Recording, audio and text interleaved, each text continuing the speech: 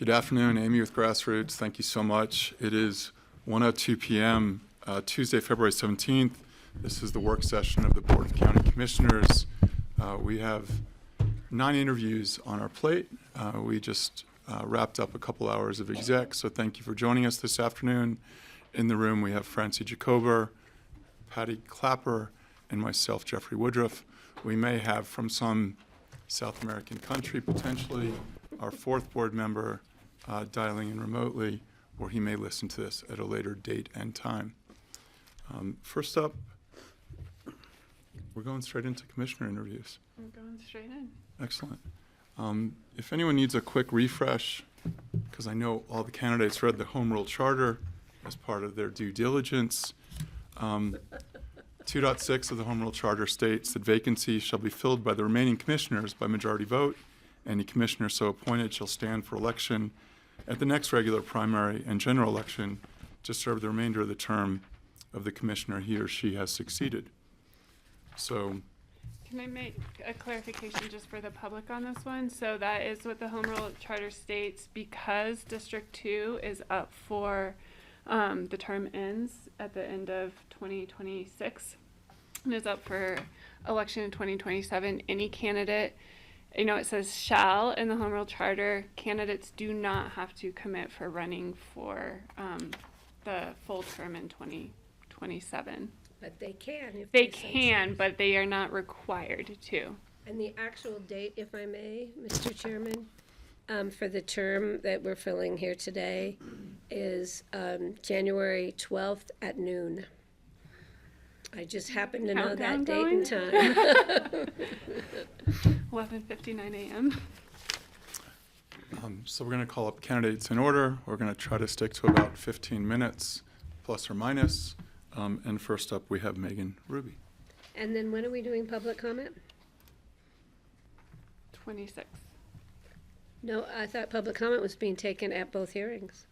This is not a hearing, this is the interview. Oh, public comment will be taken at both hearings on Both hearings, February the 26th 26th and the March 3rd. 3rd. Thank you. Do you want me to sit here or here? That's perfect. I think both mics are on, so you're good. Okay. Here, I'll sit in the middle. Or you can change seats midway if you want. And if you want to start it with a brief introduction, that would be wonderful. And I think you're about to get 3 commissioners firing questions at you Okay. following a brief introduction. Absolutely. I'm Megan Ruby, and I am interviewing for District 2 County Commissioner. Excellent. You want to do first up? No, you can go ahead. You've got that list of I'll go. questions. Francie. Hi, I'm Hi. Francie. We've never met, so No, welcome to the table. Thank you. And thank you for applying. for having me. I have a question, which is not an easy one. So just warning you, how do you think we can balance the negative aspects of growth with the need for affordable housing? By doing full mitigation on new development. I think we're having a real issue with managing growth in a growing community. We're trying to balance the resort aspect with a working, living community, and I think that's really hard. We need to make it possible for locals to live here, and I think growth and development are making it unaffordable. I think there's such a high demand for construction, for labor, for services, and that's driving pricing up. We need to fully mitigate development and take into action the complete demand of our resources.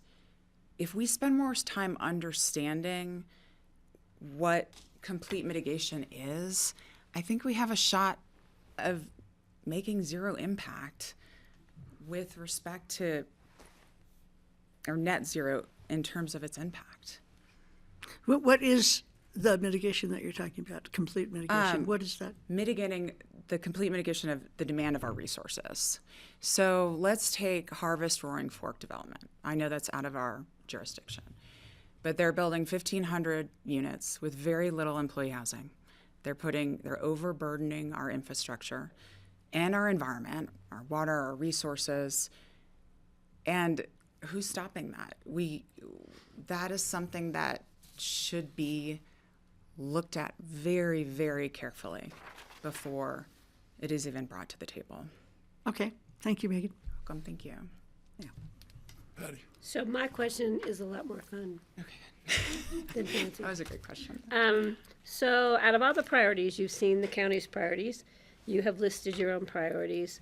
I'd like to know if you have one or two of the priorities that we should really focus on for the next 10 months or beyond. Yeah. I mean, you all have done an amazing job with pushing forward voter-approved generational major projects that are going to support and preserve what makes this valley special. And that's the environment and our local community. I think everything is based on that. And I think we need to understand that we're getting cut. The federal, our federal budget is getting cut, and that we need to, you did a great job with finding more water rights, which I know that was a decade in the making. And when our federal funds were cut, employing Forest Service workers that we needed to stay on board. And everything comes down to, why are we here? We're here because this valley is extremely special. And what makes this valley special?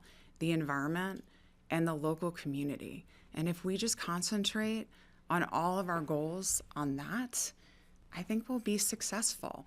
But we do have to really hone in on managing our growth. I'm not anti-growth. I'm anti-growth without full mitigation. Thank you. And thanks for applying. Appreciate it. Thank Nice you. to see you. So another softball. Okay, where's the spinal tap So, joke? I divided my questions into substance, project, and then culture and leadership. So you're going to get a substance project question.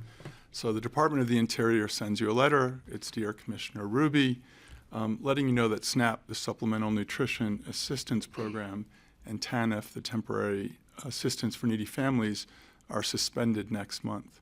I'd like to know what steps you would take next following receipt of that letter from the DOI. I would speak with my commissioners and see if we could get together and agree on sending a letter back. I would be very willing to go to the state capitol and speak on our behalf, go to regional and state meetings, and make a ploy for why we need those essential resources. And in the meantime, and obviously I'm learning, but I know we have an emergency fund that we could pull from to get us by, but I would be extremely active and proactive and motivated to go and support our community at the state capitol. Okay. So I serve on 12 other things as well as sitting at this table. And so balancing your time can be really tricky.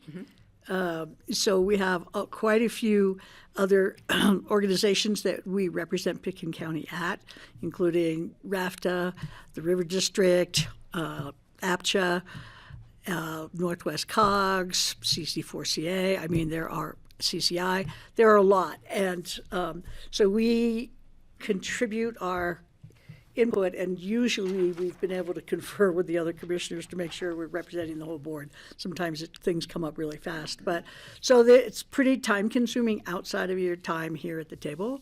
And I'm wondering how you see that working in your life, having to go to Denver or sometimes to Washington and go to meetings and be on Zoom. Yeah. Quite a bit. Okay, absolutely. Well, I'm extremely proactive and project-oriented. I have 2 grown children, so I don't have them at home. They're in college, and I'm very proud of them. They're both Eagle Scouts. My daughter is the 3rd Eagle Scout in all of Colorado for girls and won a national award for her project, which is amazing. I've taken on a lot in my life. I've always worked. I started a business, which I sold 5 years later. I created the Ruby Rescue Run, which is a nonprofit organization, to 100% of the funds benefit the Aspen Animal Shelter, more specifically the Friends of the Aspen Animal Shelter, for their spay and neuter program, along with scholarship funds for veterinarians and vet techs to have them practice and study in the Roaring Fork Valley. I also was the girls' committee chair and founder of that unit for Troop 199 and Scouts BSA, which is Boy Scouts of America, and helped with the integration of girls in an historically all boys group to give them the same opportunities as the boys had. And I was in that program for about 7 years, committed over 1,000 community hours. Everything I've done, I feel like I do it at 100%. And sometimes I set the bar so high for myself, it gets exhausting. But I can relate to that. I love being a part of the community, and I love taking on challenges. And you all work so hard, and I know I've researched how many committees, and talked to John Doyle a lot about this. He's on 1 million committees, and I love that because you're learning every day. You're meeting other people, you're collaborating, and that's what I want to do. Okay, thank you. I'm gonna let you go, Jeffrey. You've got that long list of categorized questions. I'm going to give you a practical one. Okay. So parking at the Bear and the Elk Lot are about $6 and $13 each. We're about to go bond a couple $100 million. So fees may have to reflect future revenues at the airport. What are your next steps again? What do you do in terms of understanding where we are relative to either Eagle or Grand Junction, but understanding that passenger fees may have to be adjusted given both the future revenue stream at the airport, but also future bonding capabilities? Jeffrey, I'm so sorry. Can you repeat the beginning of that question? So our 2 parking lots names are Bear and Elk. Yep. One is $6, one is $13. If you go park at Snowmass Village today, you're going to pay $63. So it was really about fees and what you expect the community to bear relative to our ability to repay a bond. I'm confused about why we're even parking. I don't understand why we cannot figure out a way to. I take the bus to the airport. I live in the West End. I take the bus into town. I walk. There's no need for people in Basalt even or Carbondale. This is why, my namesake, it was one of the first private-public partnerships to create the transportation center for a reason, so that we could get off the road. There has been talk, and I don't know where it's gone, about creating a bus that is specific for the airport. So it goes back and forth, and it's just for the airport. So those that don't feel that the bus is good enough for them can get on it knowing that there's room for luggage and it's a transport. And I think we really need to concentrate on getting away from parking. And I would love to get rid of all of parking, but we can't do that. But I wish people took the bus more. And I think going to the airport is so easy to take the bus. And people see me with my suitcase and ask, where are you coming from? That's such a great idea. I didn't think about that. It's super easy. So I hope that answered your question. I'm good. Probably not. It really helps when there's no parking at the airport, too, to take them. Right? Yeah. And people think outside the When the box. parking lot's full. The current plan for the airport has doubled the amount of parking spaces, so you can chew on that for a little while. Yeah. Yeah, and I think, Megan, much like you saw in the 10-pager that came from Kara, there's right versus right questions in this as well, and we're just trying to get at your thinking and how you approach things. So you don't have to come back and say double fees. That'll make Aspen Times tomorrow, of course. So. I wanted to ask you, so if you get this job and then you run for election, and so you serve almost 5 years, and something else comes up in your life, how would you like to be known for your service over those years? I'd like to be known for giving back, for listening and respecting the community, to hold open discussions and dialogues, to have healthy discussions and respect others' opinions. When emotions get into play, it makes me sad. I think it's so important to disagree, but respect others and have integrity and hard work and compassion. And those are characteristics I live by. I'd like to be remembered as continuing the Ruby legacy of giving back. We were one of the first pioneers to give land for Williams Woods, which is one of the first employee housing, and giving an easement to connect on the Ruby subdivision to connect the Rio Grande to the Hunter Creek Connect, and funding that connection, creating and co-founding and funding the Christ Episcopal Church in the West End, supporting what's important to make this environment so healthy, and to make, to help with the local community. I think everything stems back to that. Everything, when we're thinking about policies and procedures, land use, I think is that going to help our environment? Is that going to help our local community thrive here? Thank you. Anything you want to leave us with? You think if I can remember anything that I forgot? If you're walking home tonight or on the bus and you said, "Oh, I forgot to tell the board this." I know.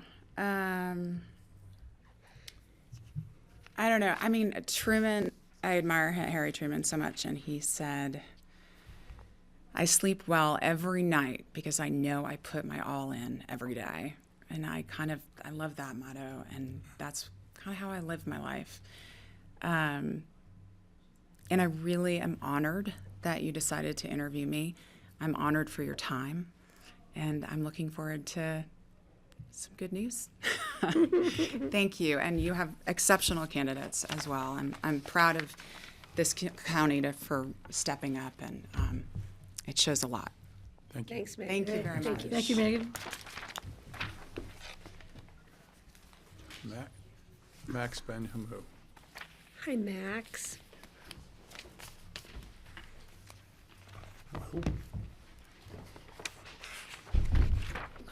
A similar format to Megan.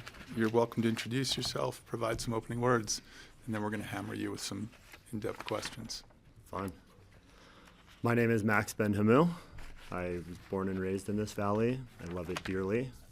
I'm looking forward to hearing what you guys have to ask. Patty, you want to open it up? I'll start with my question. Knowing the board's 5 priorities and knowing the priorities you've listed in your application, and thank you, Max, for applying. It's great because I growed these 2 young men up. They were part of the boys. So it's kind of fun to have you back around here. But if you had to pick out of the priorities that are listed or your priorities, what 1 or 2 do you think we should really focus on? Because it's hard to accomplish everything all the time. So what 2 priorities would you bring to the top? I think for me, being embedded in the local economy and working in this valley for a long time, one thing that resonates as really important is housing affordability and workforce retention. I think those 2 pillars very much go hand in hand, and being able to live and thrive in this community is very much contingent on being able to actually live here.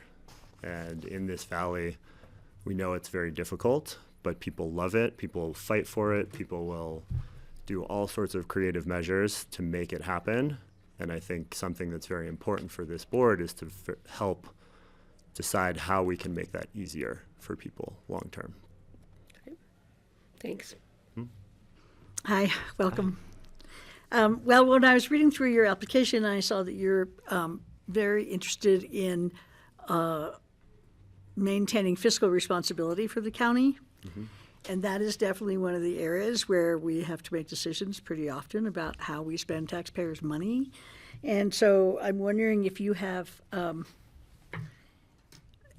any ideas about balancing housing, open space and trails. I know education is also of interest to you, but where would you, Health and Human Services, where would you feel strongest about maintaining funding here, even if the rest of the budget is going to be hit a little bit? Was that clear enough? I kind of rambled a little. Yeah. Can you kind of? Yeah. So if we're in a budget shortage, as we are this year, thanks to the feds and the state, and so we have to cut budgets in some area, where would you feel the strongest about not cutting the budget? That's a tough question.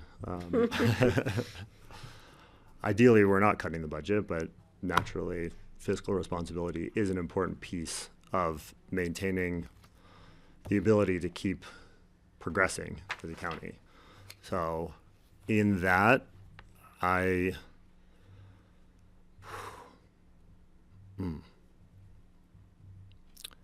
think looking at long-term projects and trying to balance how they can kind of play off of one another, moving into the future and seeing what things can we kind of focus on in the immediate term to balance the budget and make sure that we're remaining fiscally responsible while still giving credit and attention to things that we know we can kind of move further away from right now that will build on each other.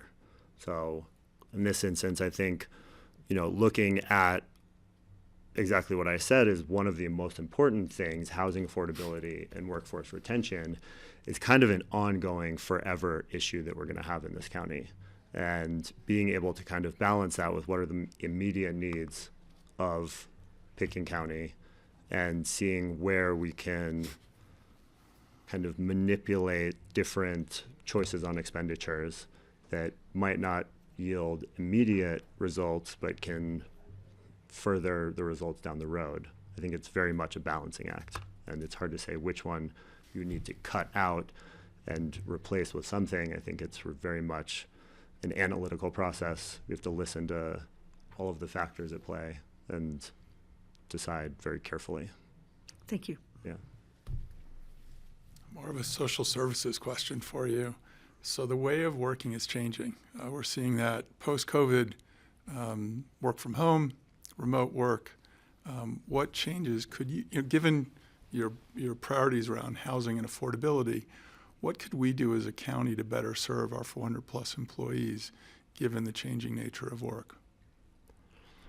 I think something that is really encouraging about the changing nature of work is that people don't have to move around quite as much. I think that helps with congestion and traffic and mobility.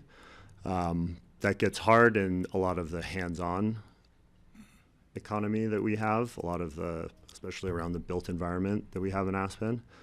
But I think a lot of the work that can be managed remotely when people don't have to drive up valley and from different counties and people coming in from far and wide, we don't have to have as much of congestion and issues relating to that and moving. So I think that's one benefit that comes out of it.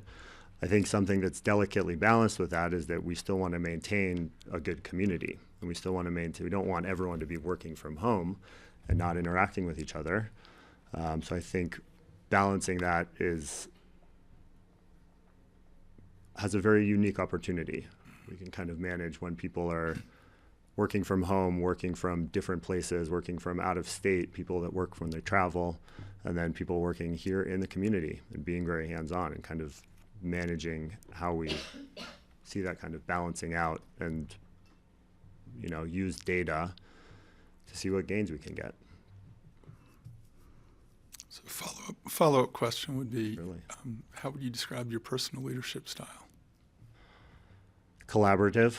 I'd like to lead by listening a lot and hearing what people have to say, what people have as facts, what other people can bring to the table. I also very much like to lead by example. In my work as a hospitality leader, I won't ask anyone to do anything that I'm not willing to do. And I very much live and work by that. Have you ever done the disc game? I don't know what. It's Don't even bring that up. there's a One of the disc. things they make you do at board retreats, they make you do it. I'm So open I'll- to it. I'm not. I'll answer the Open to it. question. Frisbee? So that's a good answer. That's definitely a roaring fork answer. Dominance, influence, steadiness, or conscientiousness. And I was trying to put you in one of the four when you described yourself. Okay. So we've each been placed in a quadrant. And so you'd be working with four other board members, which was really the nature of the question as well. So Naturally. both individual leadership, but also working within a group is where I was going. Okay. We were placed in sense. those quadrants against our will. Right, Kara? But it's to get clarity on how we all work together, right? Yeah. Yeah. I really appreciated your good writing in your application. Thank you. And I'm wondering how this is going to affect the rest of your life if you have this big a commitment. It sounds like you're pretty busy. And so do you see you being able to carry this and some of the other things that you might want to continue doing? Most definitely. I love working hard, and I like to keep myself busy and engaged, and this is really motivating to be engaged with the community, engaged with the policy and the future decisions of this county is really exciting. And anytime I get really excited about anything, I put a whole lot of effort into it.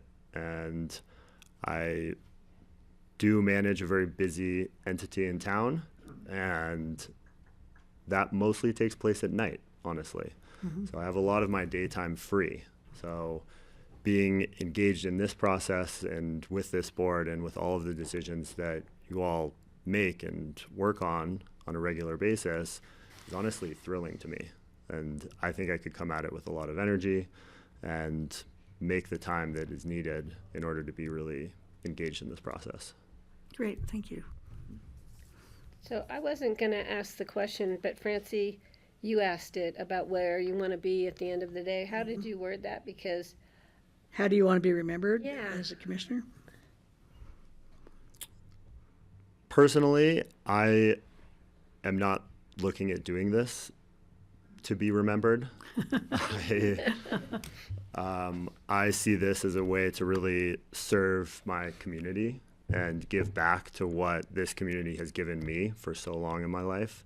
And it's given me so much growth and education and potential that I see this as an opportunity to really give back and to really be there in the room, hearing about how decisions are made, being active in the decision-making process, helping to guide policy that ultimately that is what people remember. That the time that I spent on the board, the whole board was collaborative and effective in navigating the difficult challenges that we have in this valley and ultimately making sound decisions that people really feel that the community did. Okay. thank you, Francie, for helping me out with that, because I think it's a good question. So similar to Megan, we'll offer you final, what you want to leave us with. I just want to leave with the sentiment that I grew up here. I've seen a lot of changes, and I think that this valley and this county is really worth protecting. And I think in order to do that, there's a lot of inputs and a lot of information and a lot of data that goes into it. And being there to help analyze the data and help make decisions to kind of guide that future into the long term is really exciting to me. And being able to give back to this community that's given me so much is really a driving motivator. So thank you so much for the time and for all the information. Really appreciate it. When I saw him before the weekend, I said, what are you doing this weekend? And he showed me, he goes, I'm doing my homework. Thanks, Mac. Very willing to study, so. Thanks for your time. Thank you, Thank Max. you. Thank you. Ted?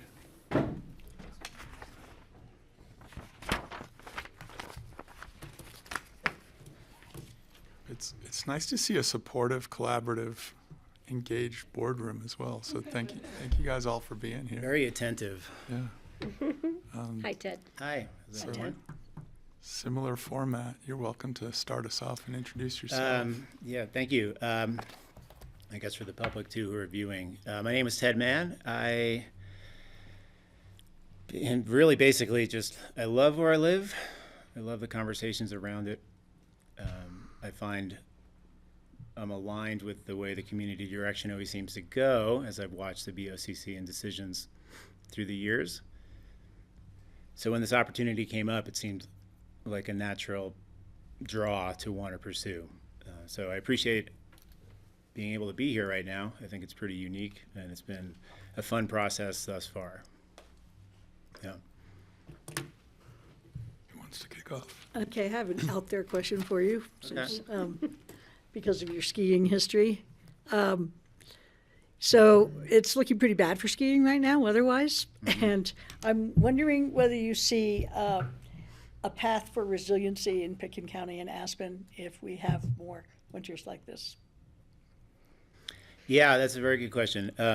I think it still remains to be seen if this is a new normal or this is a one-off. There's a lot of conversations thus far that have been doomsday scenarios. I think that this is what we're looking at from here on out. I'd like to not go down that rabbit hole right away, but I think it is important to plan for these years to be this type of winter to be more common. And I think you see that in other parts of the world, and you might be, informative to see what happens in those locations. And sometimes there's a lot of skiing that takes place on the top of the mountain, but not the bottom of the mountain. And sometimes there's a need to, and tell me if I need to get back on direction with this line of questioning, but No, it's sometimes, fine. it might be worth assessing as we look around. Even the past few years, the town is often dry, but the snow falls on the top. And so I think you kind of have to realize over the next, 10, 20, 50 years, what is skiing going to look like then, and what kind of planning do you have to be more willing to accommodate? And I think by that, it might be at higher elevations. The Nordic skiing is struggling in particular, just to stay open at the golf course. And I don't think it's the wrong conversation to have because we're staring at it right now. We don't know if it's next year and the year after or further out, but it's a conversation we're going to have to confront. Okay, thanks. I'm kind of hoping it ends tonight with that snow coming from Mammoth. So I'm going to ask, if you don't mind, Please. the question. 5 priorities the board has, your priorities. Yeah. What 1 or 2 priorities do you think we should really focus on the next 10 months and or beyond? Yeah, as far as the priorities that I see, we were asked to list 5. I think we all probably picked 5 that were pretty closely aligned with the BoCC. Some are ongoing and never end, and some are more time sensitive. So if I had to pick from the 5 that I had listed, I would have to think immediately we're confronting funding issues on a federal level, shortfalls that'll have to be made up somewhere. And that could be something that is particularly acute in the next 10 months. And maybe that will resolve itself, or those conditions will improve, in years ahead if things change on a federal level. So I think that's number 1. You could say, following up on the prior question, if we have a really poor spring and it continues to be dry, well, then maybe we need to prioritize how we're going to manage water and wildfire. We don't know what March looks like or April. 6-7 years ago, we had a monster, snow spring, and things could kind of get back to average. We don't know that yet, so I wouldn't put that one at the top. But I guess my point is, there's a little bit of wait and see. The other stuff that has a deadline on it, Vision 2050, P&Z, and then ultimate approval, that's coming pretty quickly. So that's going to be ongoing work, regardless of anything else. And there are pressing airport issues. So I guess just in sum, I would say funding cuts first, trying to kind of stabilize where needed there. And then it might be related to drought, and it might not. It could probably then be, I would say, airport planning. Thank you. Sure. You're up. All right, softball. One of the design questions in front of the team for the airport is whether we keep offloading onto the tarmac or we put in jet bridges. The board's just back from trips to Bozeman and Jackson Hole. We've seen solutions on both ends. So there's a question for you, which is really about how accessible are we as a community, right? Versus sort of that breath of fresh air and really just ingesting those jet fumes as you get off the plane. So it's a softball. It's Yeah. On the one side, we could say, hey, we side with the Department of Justice and we need to be the most accessible community. On the other, we want to get you down to the tarmac and make it as difficult as possible to get into the airport. So without answering my own question, Actually, What's you your kind of opinion on just this? tainted the whole question in my mind. it's really how do you balance sort of the natural beauty with accessibility and again you can it's a design question, Sure. right? We just finished conceptual. We're going through a pretty well-defined process, but we've got an amazing design team, and it's really just looking for your input. Well, a lot of things to consider there. I do know guests who come visit who love the fact you can walk off into the air regardless of the jet exhaust. On a nice night, it's lovely. On a morning like today when you have President's Week guests trying to get out of here, no doubt lots of delays. It's a mess and maybe not the most ideal. And then that's not even considering kind of how practical it is from an ADA standpoint. It's a tough question because, again, when things are ideal, it's pretty cool to just walk off and get there. There's a cost component to it as well, I imagine, that's considerable.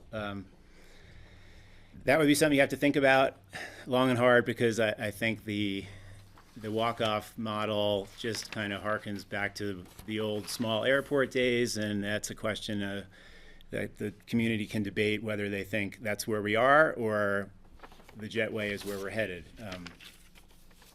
I don't know that I have my answer here today. No, again, I mean, you can hear my questions. It's Probably really a just, good thing. it's really just to have a conversation Yeah. with you. He won't ask me that question, trust me. He knows the answer. I have a question for you, Ted. Sure. So we have open space and trails, which is one of our most heavily funded departments, and then we also have housing, which now has its own tax, as does open space and trails. But sometimes they conflict, and I'm wondering if you think we can successfully balance additional housing with your desire for open space. Yeah, that is sort of falls in that right kind of decision making. So Definitely. I do think that they are slightly separated if you want to consider planning housing just within the urban growth boundary. The county may be 4/5 open space, but we're certainly not entertaining building in that 80% of the county. So I think There is Phillips.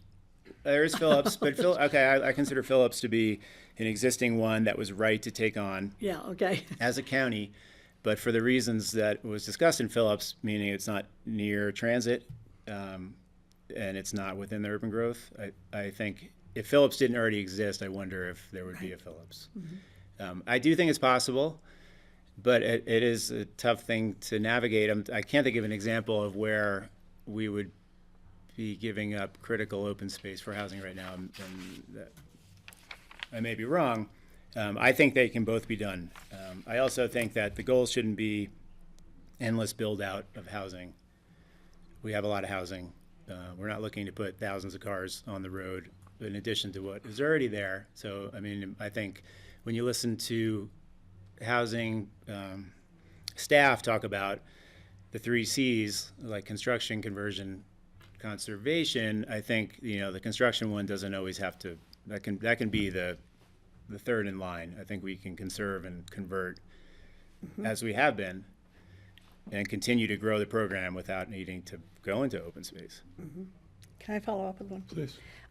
So you sort of equated new housing with new traffic. You're talking about construction traffic, I assume, because one of the justifications for housing is to have people not be commuters. And so I mean, I'm just pointing it out. I wonder when that balances out, because certainly the construction traffic is massive right now. But I'm also thinking about just the traffic from the units at Phillips, for example. If we had Phillips, Oh, I see. if we had other developments that were like Phillips, who were, not on transit raft accessible areas, then we're just kind of adding more I got it. commuting, local work traffic. Thank you for that clarification.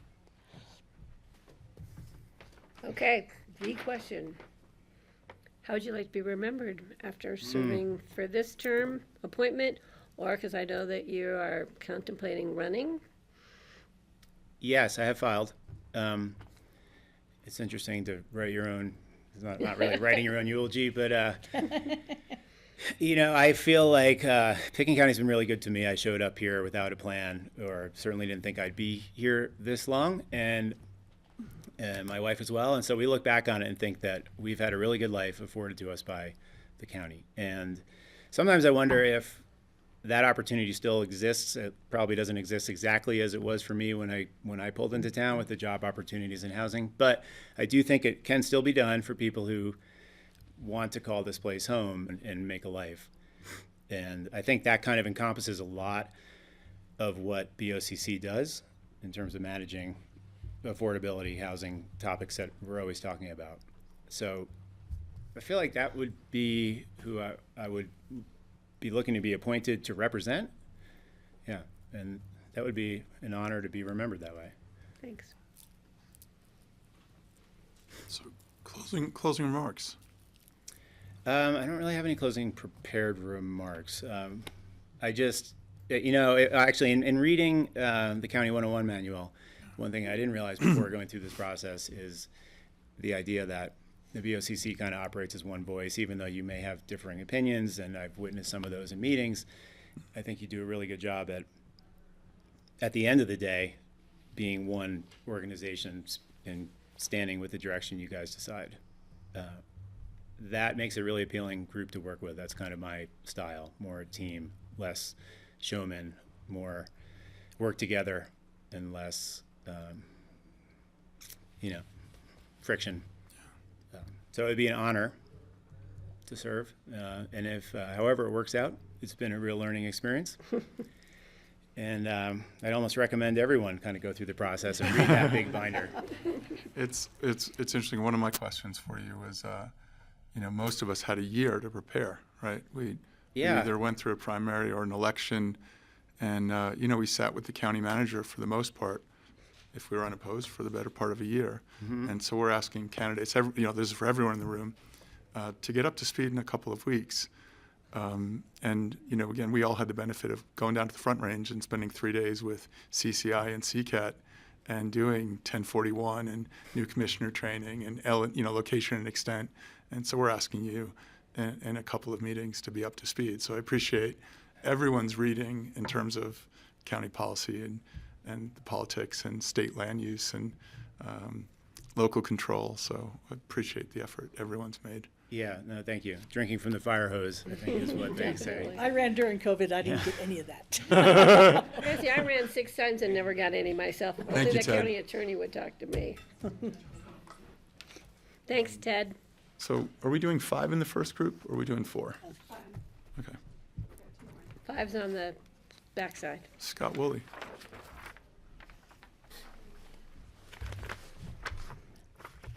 So I wanted to start by just briefly apologizing for not making the County 101 session. I got hit by the bug that's going around our community and certainly didn't want to spread that around. So I was actually just handed the county packet with all of these documents, and I also have my own. So if you have any specific questions, I'm well prepared.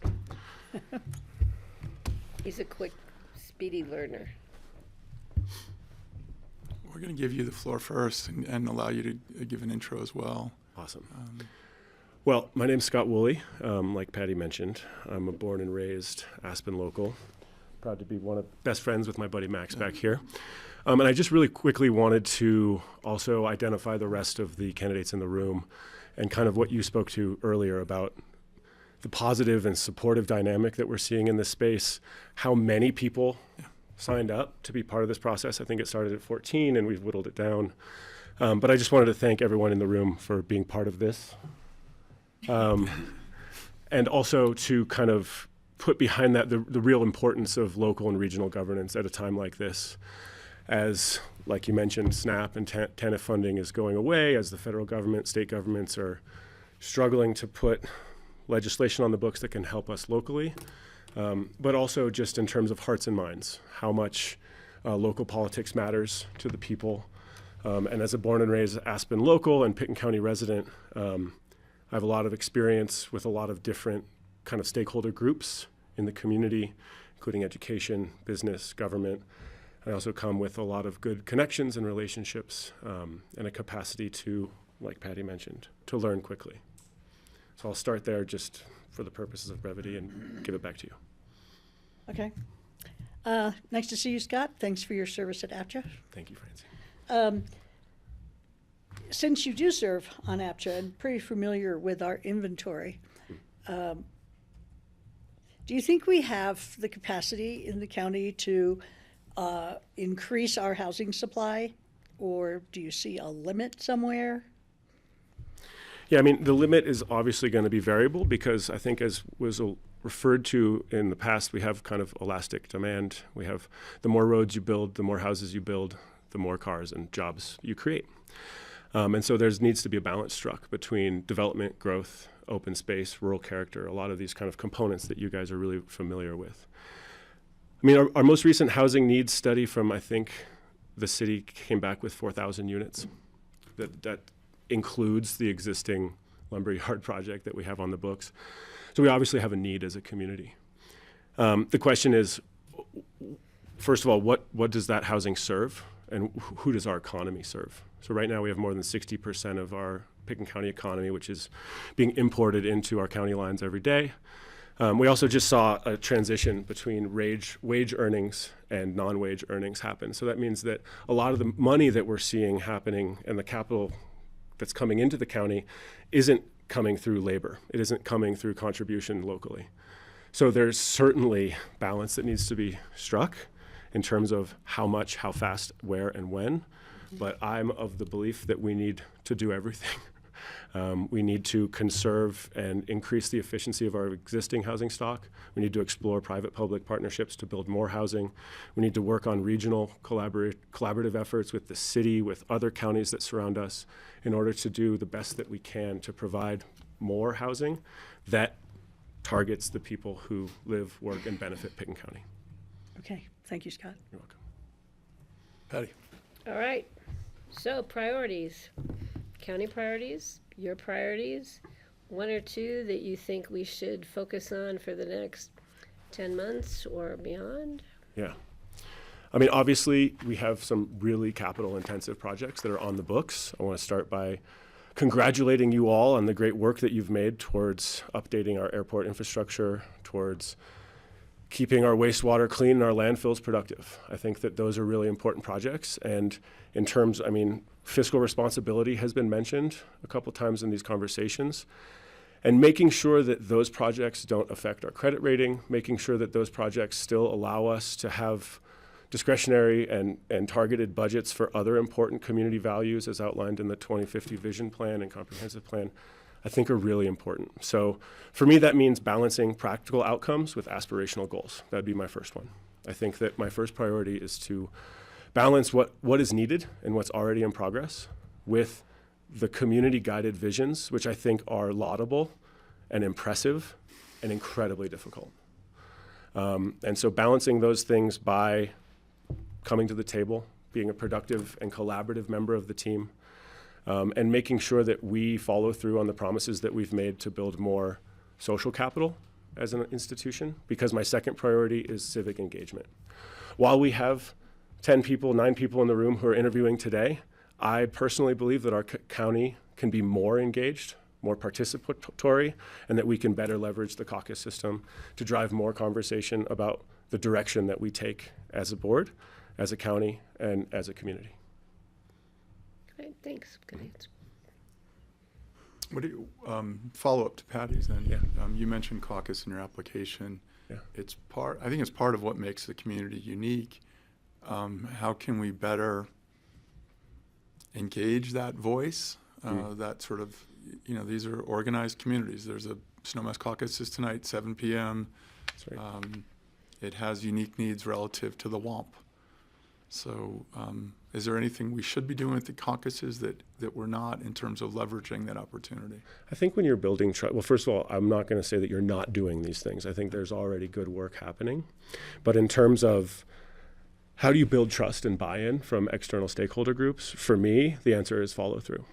It's presenting, managing expectations early, and then following through on what you've committed to do. So for the caucuses, that I think would help them feel that we're more accountable and they have more agency to affect change. I think the more that we can make the people, the leaders, the business leaders, the environmental leaders, the social leaders of our community feel like they have the agency to create change, the more that we will recognize we have amazing community assets. Not just our physical assets with the county, but the people who choose to live here. If you chose to live in a place like Pitt County, there's something special about you, and I think that we need to listen as much as possible to make that valid for those people. Yeah, so you wrote about conservative land use. Yeah. So in terms of Vision 2050 and what the Community Growth Advisory Board worked on and our reduction of maximum house size, some things like that, are there any recommendations you would make to help us with our decisions about conservative land use? Certainly. So I have a background in environmental policy. That's my education, as well as Mandarin Chinese, hence the fast learning thing. For me, I think the efforts that you've made limiting the size of housing is great. I think that that's an important step that we need to take. And obviously, based on the energy intensity numbers from the Picken County data itself, we have more work to do. I think the number is a 13,000 square foot home creates 41 times more energy than a 10,000 square foot home. So that's a big delta between what you would expect, which is 13 times. You'd expect it to be 13 times more because it's 13 times bigger. But what you find is that there's a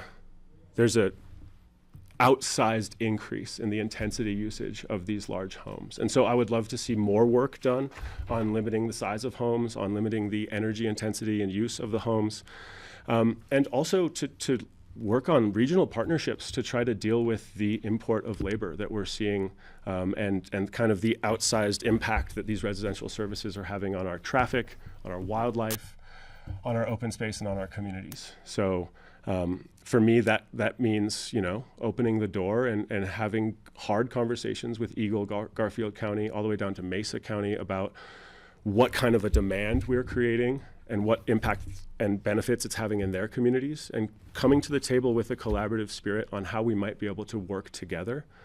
Right now, we have a lot of counties, 62% of our economy takes their paycheck home to another county.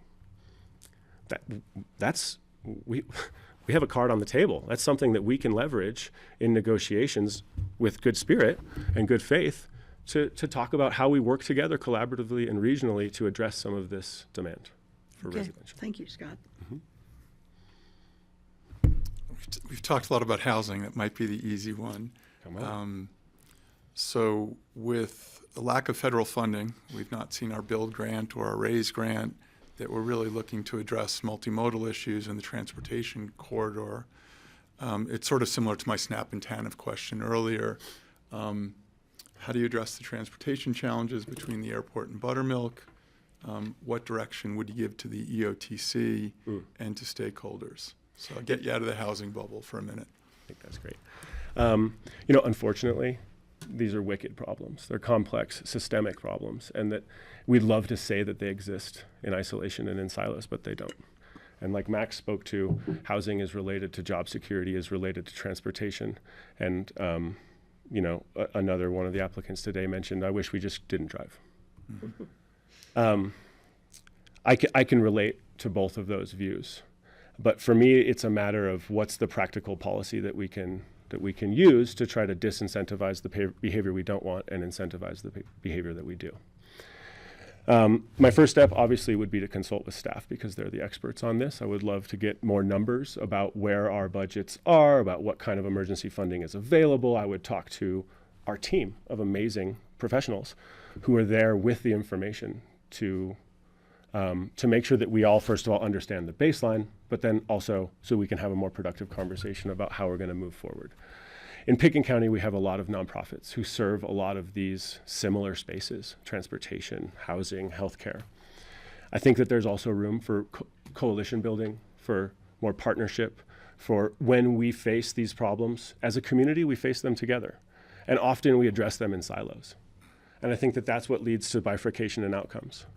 So for me, it's a matter of bringing more people to the table, having more of a collaborative spirit, engaging with our other community stakeholders and organizations, and leveraging the expertise of staff in order to have the best possible information so that when we put our heads together at the table, we can come to the best possible solution. Thank you. Wrap-up comments or final questions? How would you like to be remembered at the Oh, end sorry. of 10 months? I'm taking the Francie question and asking it through Patty's lingo, not Francie's. The one who was raised by Patty Klepper. No, you know, We went on a lot of camping trips with Tubby. that's true. I've been trying to get my godson up to Chapman to try to bring that back. Hopefully not the fast van drive down with the allergic shock, but anyway. I really like kind of Max's reaction and response to this, which is, I don't know that that's why I'm signing up for this job. What I would much prefer is that people remember we went through a phase of incredible capital acquisition. We used that money intelligently and practically to build assets and improve assets which served our community. And then we came out of it with the mentality that we really do want to address our vision for 2050. We really do want to reduce climate impacts by 90%. We really do want to protect rural character. You know, that what's remembered about my term is not me as an individual, but the actions that we as a board take together to meet the laudable goals that you've already established. Thanks, Scott. And again, you're welcome. Anything that you get on the bus tonight, you walk home and you wish you shared with the board. I would just say that as was outlined in the city manager's memo, our county is at a crossroads. And not just one of them, all of them, kind of all at the same time, all in the next 10 months, which is fascinating, exciting, inspiring, and terrifying, I think, for a lot of people, especially who are joining a decision-making table. I'm capable of balancing complex information, of keeping my own personal interest out of the conversation, and of acting in a collaborative way with a team. I also have good connections with city leadership, city staff, and I think that at this juncture, as you know, I've watched and rewatched the joint meeting between the BoCC and City Council, there's ample opportunity, I will frame this in a positive light, for more bridge building, for more collaborative spirit, for more co-designing, for more information sharing, for a lot of our siloed decision making to open our doors to each other and make better decisions together. I'd be happy to offer that bridge building. I'd be happy to offer the passion, knowledge, and expertise that I have as an Aspen local, but also as an existing sitting board member on county projects and with other local nonprofits and committees in the area. So I'm really excited about this. I'm also grateful for all of your leadership and for everyone else in the room, and I'm willing to commit to make this a full-time and long-term passion of mine. So thank you all for your time. Scott, thanks Thank for you, your time. Scott. Good to see you. Good to see you too. Dora. And Hi, I just have to Andorra. apologize for the error. I'm sorry, Andorra, that I missed the 2 R's in your name in the agenda. Thank you. So I apologize. It's on me. I appreciate it. I can turn off my mic so you can yell at me if you'd like. So you can get even with me. We'll just say Mike. You know, go, Mike who? So again, I think you sort of get in the format after your number 5. So we'd love for you to introduce yourself, tell us a little bit about yourself, and open up the conversation with the board. For the record, I'm Andorra Ronay. I've lived in the Valley for about 13 years, but my mom was actually born here. Before I lived here, I was in Yosemite for about 10 years, and both of my parents were park rangers, so very much established in nature. I'm the youngest of 6, so community and nature, very much the forefront of how I was raised. I've always had a closer connection with like the county over state or like city things. My dad retired as a sheriff, not here, but in Mariposa. And my mom, she retired in the airport in Aspen. So I don't know if I've always associated the airport with county, but after working here, she retired there, and I have much experience in an airport. So, yeah, I'm open to questions. Welcome, Andorra. It's nice to see you sitting at the table with us. Thank you. So after sitting here for the last few years and hearing the discussions that go on, what do you think is, what do you see yourself giving the most energy to if you were chosen?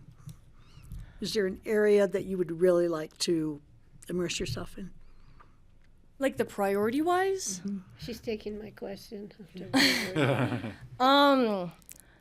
Very much like community engagement. I think it's a priority, and the fact that I think over the past few years, at least from my perspective, it might just be that when I first came here, I was kind of new to like a city that was so, I don't know, community oriented. I don't know how to say it, but like I feel like it's been lacking the like community engagement. Like this is just one piece of the puzzle, but the fact that we don't have any pizza establishments anymore in town other than New York Pizza, like they can't just like sit down and have a pizza party anymore. Like you can't just like for children, at least in my mind, I feel like their community has been like disintegrated a little bit. So I'm worried about that priority in terms of like Parks and Rec, like more towards like the children and their engagement and their recreational use over, let's say, like capital use. Okay. So I'm going to expand on the question Francie asked. So if you're looking at, you're familiar with the county's priorities because you've heard us say them over and over again. And so things more functional like housing or transportation or, public lands, or where would you, fiscal responsibility, transparency, I heard you say with the children and community engagement, but where else would you like to see us focused on our specific priorities over the next 10 months or more? Priority-wise, I think the fact that we have, we being the county, including the city, we have so many massive capital projects. I think, I appreciate that Scott Woolley went in front of me, actually, because he said a lot of things that I would agree with and I had written down. I think collaboration is a top priority, especially given the fact that we're going to have a lot of construction workers near the airport area, and you guys work specifically with RAFTA, so to have a bus that drives for them, that would be a priority. Yeah, transit mostly, and capital projects. Well, the transit is just the smallest piece of it. I mainly mean collaboration with not even just City of Aspen, but with the rest of the councils that you have within your county, like Snowmass, Basalt, the rest of them. Great. Thanks, Andor. So we haven't mentioned wildfire all afternoon, and so it's time. Given the record low snow water equivalent, we're at roughly 54% before today. We have new codes coming in from the state. We've yet to address hail as a state, and we've got limited resources relative to other states like California. So if you were sitting in the Commissioner 2 seat, what other tools or resources would you want to see deployed locally in advance of what could be an earlier fire season? I'll just leave it at that.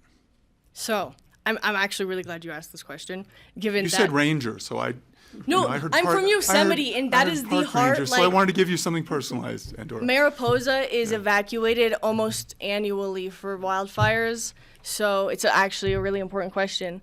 I think given like the dry climate of Aspen is really like mitigation. So most people, when they hear about wildfire in Aspen, they think the evacuation given like the bridge is the most important thing, but I'm actually worried about like the back roads and being like trees taking over and them not really having like an escape, like more in the rural areas. But I think a way to mitigate that, especially given the fact that we have, I know it's been cut back since federal funding has been cut back, like our rangers and our other people that we have out in the open lands, but we really need to cut back on like branches, like in other weeds and stuff. I know we have been practicing controlled burns more and more annually, but I've been noticing like taking the bus and everything. I don't drive, I only do public transit, so I get to like get a personal view of everything that I'm going past. And so all of the broken branches that are still on the tree that are a hazard to not only pedestrians that are on the sidewalk, but also to potential, you know, wildfires, like dry branches that are just stuck on the trees that'll just be more weight on the trees. That's my position. I appreciate it. How would you describe your leadership style? My leadership style, I wouldn't necessarily say I had, like, my problem is I kind of see too many things at one time. So I'll say, like, with one-on-one person, I'll, like, list out 16 different ways to go about it, and they'll think that I'm giving them 16 different instructions. So at least something that I need to work on is limiting what I'm saying. So something that, like the importance of, like, just being quiet and sitting back and actually, like, collecting your thoughts and what everybody else in the group is doing. And I'll say, as the youngest sibling of 6, I'm very good at group activity and group deliberation. So I'm very excited, like, and I've watched this council in previous boards, and I've definitely been inspired by them. I've been learning from them. Kelly especially has been a huge inspiration for me, and I'm hoping to, I couldn't potentially even think to fill her shoes, but to walk into those footsteps and, like, her inspiration, especially fashion-wise, if I can just, you know, like, be a reflection of that, that'd be amazing. Wait a minute. That's just one of her many qualities, I'm sorry. Sorry to be off topic. Again, that's one of my issues. It's difficult to compete with Kelly Green. You can't win. So a leadership quality, I would say, is, like, being able to see a lot of scopes at once, like a ton of different perspectives and, like, different, like, runways to go in at one time, which can also be a detriment.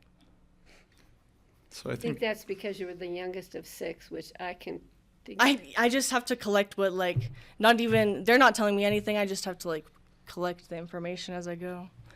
Quietly in the corner until such time as. so. I think there's a how to be remembered question potentially. Yes. How would you like to be remembered after 10 months or?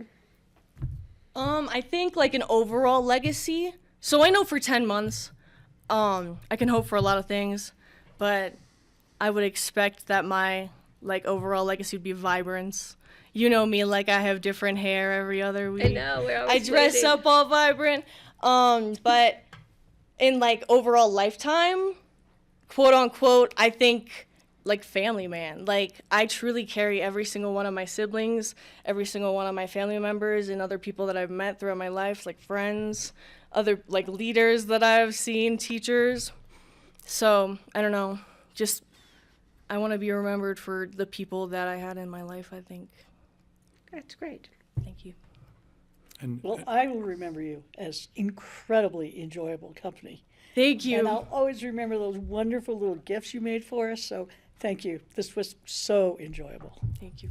and Dora, anything else, comments you want to leave us with as well?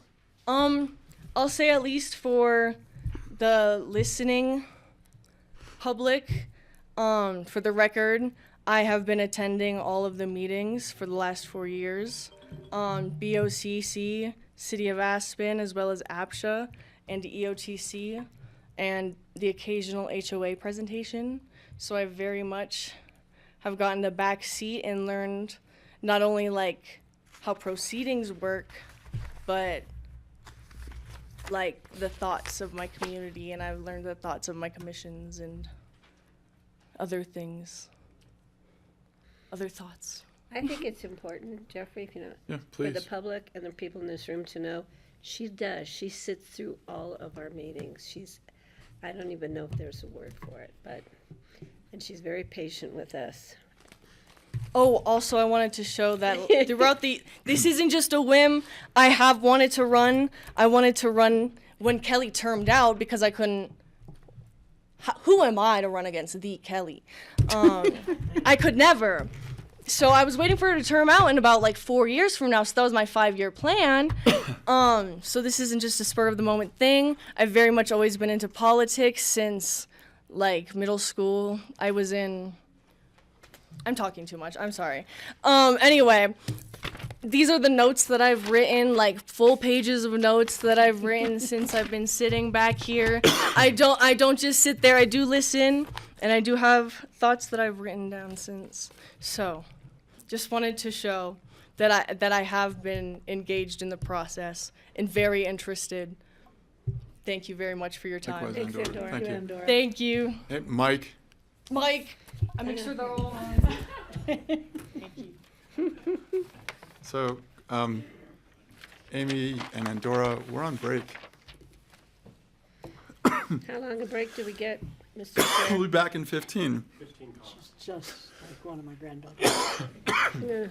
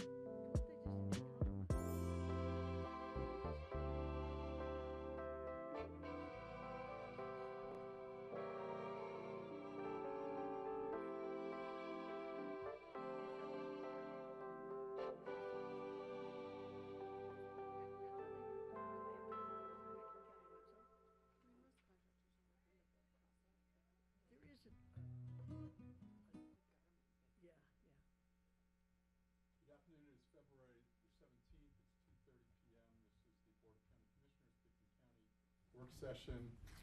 This is the second half of. She's not back there. Good afternoon, Pitkin County. This is the regular meeting of the Board of County Commissioners. It's February 17th, 2:30 p.m. It is not Groundhog Day. This is, I get a movie reference in every meeting. This is the continuation of the District 2 Commissioner applicant interviews, and first up at 2:30 is Tom Egan. Hi, Tom.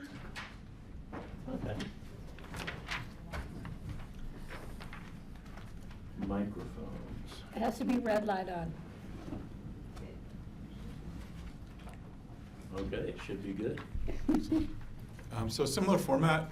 You're welcome to introduce yourself, give us an intro, and we will ask questions of the reference desk. Okay, great, because I haven't seen anything else. I'm coming in clean on this, having been working until moments ago. Intro is, my name's Tom Egan, and I cannot make anonymous phone calls in Aspen anymore. And that's because I was on the radio for a long time, starting in the 1980 actually, and on through until a couple of years ago. So that's where my history is as far as people might know who I am, for what it's worth. Insofar as intro generally, I moved here in 76, so I experienced the 76-77 drought winter. And this one's not as bad because the lifts didn't open until January 11th that year, just a little point of history. I worked at the Historical Society for years, and that's part of what I really love about Aspen is the history and Pitkin County. The reason I put my name in the hat here is I felt in the past that sometimes there have been these situations where a term has ended early and someone has to fill it, and there weren't enough people to make it a good choice. So I wanted to represent the ski bum crowd and figured this would be a good way to do it. So I currently work at the library. I'm in pre-retirement, so I'm 2 days a week at the library. And a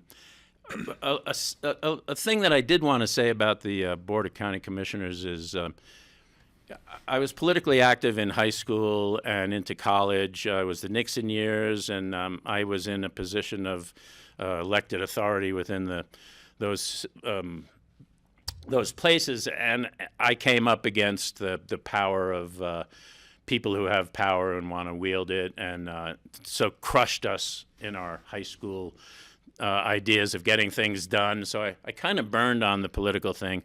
Hence the move to Aspen, like many people did, get out of the whole Nixon thing, come up, learn how to ski.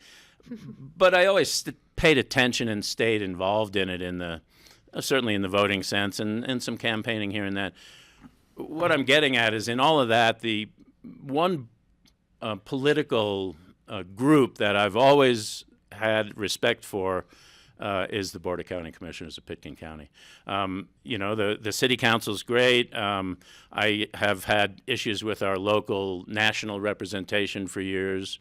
And I can't say I'm impressed with National Congress and national things, but to me, this board has always done what I wanted it to do. So when the opportunity came up, I thought, well, this is a group I'd love to be a part of, Excellent. if only briefly. Well, this is pretty enjoyable. As far as I'm concerned, you can just keep talking. Would you like a weather forecast? He's got that great voice. You recognize him anywhere. I'll kick us off. The board has spent quite a bit of time over the past year with our congressional representatives, and that's both in Grand Junction as well as in D.C., given the pressures on our local economy. And so this is not going back to Nixon, but this is, how would you approach working with both Junction and D.C. in 2026, given the environment, given a lot of what we're doing right now is dependent on both state and federal funding. Yeah. While I appreciate the accolades locally, I think a lot of our work is at the state and federal level. So how would you approach that? Given we have an airport that's governed by the FAA, that's partially funded by the government. Yeah, so I'll leave you with that sort of opening. It's a great question because I've been thinking about that a lot lately, actually, just on my own time when I get up in the morning. And personally, I think personal connections with other elected officials and other bodies are critical. I would get to know Jeff Hurd, for instance, more than I don't know him at all at this point. I think that's important. I asked about that when I was here on Friday, and it seems like there are some responses coming up. I don't know if behind the scenes is the right word. But my most honest answer is I'm not sure how you deal with it, to be honest with you. I mean, I think you start with personal relationships. I think you eat the elephant one bite at a time. You start in little things and work ahead. I personally think there's a layer of fear nowadays insofar as funding goes, for instance. I think Pitkin County, Aspen, and a lot of places might have maybe not, might have a stronger and perhaps even aggressive response to what's going on. But I think there's a fear they'd send ICE in, and destroy the economy or cut more funding. So my knee-jerk reaction is to get attention and bring attention to the issue. I have an interesting way of doing that. I don't really think this is the place for it, but I could get the attention of the president really easily, I think. And I don't know that that's the right approach, to be honest with you. So I would work from the ground up with people and take it where it goes. What would you do to get the attention of the president? No, we You don't. want to know my plan? I do. Okay, this might sink my chances here, but yeah, I would want to. He likes to have the things named after him, and so I would want to do that, and it would be the Donald J. Trump Central Repository for American Pride, Prestige, and Power, which is the Donald J. Trump Crap Institute. And we would be renaming the overflow tank at the sewage plant. I figured it was something like that. I was trying to follow the acronyms. Jeffrey probably had it down before I. 3 Ps, but that would get his attention. Okay. And to take it a step further, I would want to say, look, we'll take the name away if you give us our deserved money back. Because that seems to be the game he plays. Okay. I don't think you can do that, really. I don't think that would be a good idea. But, I've lived here long enough to see that we've kind of always had a level of humor in our politics around here that I Thank goodness. appreciate, and I hope we continue to have. Thank goodness. So if we're driving home tonight and you see the new sign at the Aspen Water and Sand District, Well, you'd have to agree it would get his attention. Aspen, Colorado, where he was smart enough to bring his mistress and his wife. I saw him walking from the Little Nell that day, actually. Yeah, and I rode up with Ivana the next year. Well, it would be a lot of fun to have you up here at the table with us. So, Anyway. Patty, Yes, priorities. We're going back to Yeah, serious. sorry. No, don't be sorry. It's just us. So you have priorities. The county has their priorities. You have your priorities. So if you picked like one or two of the priorities that we really should focus on for the next 10 months or more. Well, I think the airport's the obvious in the room. I have a personal issue with the entrance to Aspen. I know it tends to be a little more probably city than county, but how many times have we voted on it since I've been here? I find it the most embarrassing political thing that we've had here. So I would love to, whatever can be done to keep that moving along. And housing, of course. I lived down Valley for 20 years. I sat in that traffic for 20 years. And I consider the people in the Mid-Valley the same as Aspen residents when it comes to how we should be handling the situation of traffic and getting them in. Because if we don't have those people, we don't have a town. That's, 62% of our workforce or whatever the number is. So, the entrance to Aspen, I think, is critical. I'm not necessarily blind enough to think that the current solution is the be-all and end-all, but something. Gosh, I'd love to see something. You know, He just wants to vote again. that's it. I can't wait to vote on it again. But I think the airport is a big one, and I think it's moved along nicely, I guess. You know, I've been to a couple of the meetings at the library, Seen you, thank you. and I think that process has been good. But I haven't read the whole 640 pages of stuff, so there might be things I don't know. I look at all the pictures. Mhm. I look at all the pictures. Yeah. I made it through She all likes the the pictures. fold-outs. And they're nice. So one of the questions we really haven't touched on today is affordability. And one of the issues we have in the valley with house prices where they are, insurance prices, both auto as well as wildfire and hail, and then we have the looming crisis, which is both Eagle and Garfield are growing at a faster pace than Pitkin. So maybe we have this in reverse. Maybe the transportation's actually going to focus more on Eagle and Garfield. They're growing at roughly 25% over the next 25 years, whereas the population of Pitkin's going to be flat. And so it's sort of an economic question for you, given that shift in the demographics where Pitkin is both sort of aging in place and not growing, and both Eagle and Garfield are growing at pretty rapid pace. What should we be doing from an economic development standpoint to support a thriving economy? Great question. Boy, complicated answer, I would say. In those moments when I think about a lot of things, I think about the inequities, and I think about, you know, for ease of description, the Red Mountain crowd, you know, versus the rest of us, which is somewhat unfair. I think that's the sort of thing that kind of needs to be dealt with in the future, as far as not just Pitkin, Eagle, and Garfield County goes, but I think the whole planet, to be honest with you. You know, the thing I think that people forget about economy and this and that is the world population, since I moved here in 1976, has more than doubled. Now, that's not to say we've got twice as many people coming to Aspen, but it's just a general feeling. The price of things has more than doubled, you know, way more than doubled since the 70s. So I think some of these inequities that are growing, not just Pitkin, not Garfield, Eagle, I think they need to be dealt with on a societal level, in my view. And again, it's such a big ask. How do you change the way society functions? And I don't know the answer to that, which probably ultimately means I think we go along as we are and adjust as Eagle and Garfield come along. But again, coming back to Aspen and Pitkin County, I've always felt that we've taken on these issues head on, huge issues, national issues. We'll deal with them here. We'll show you how to fix it.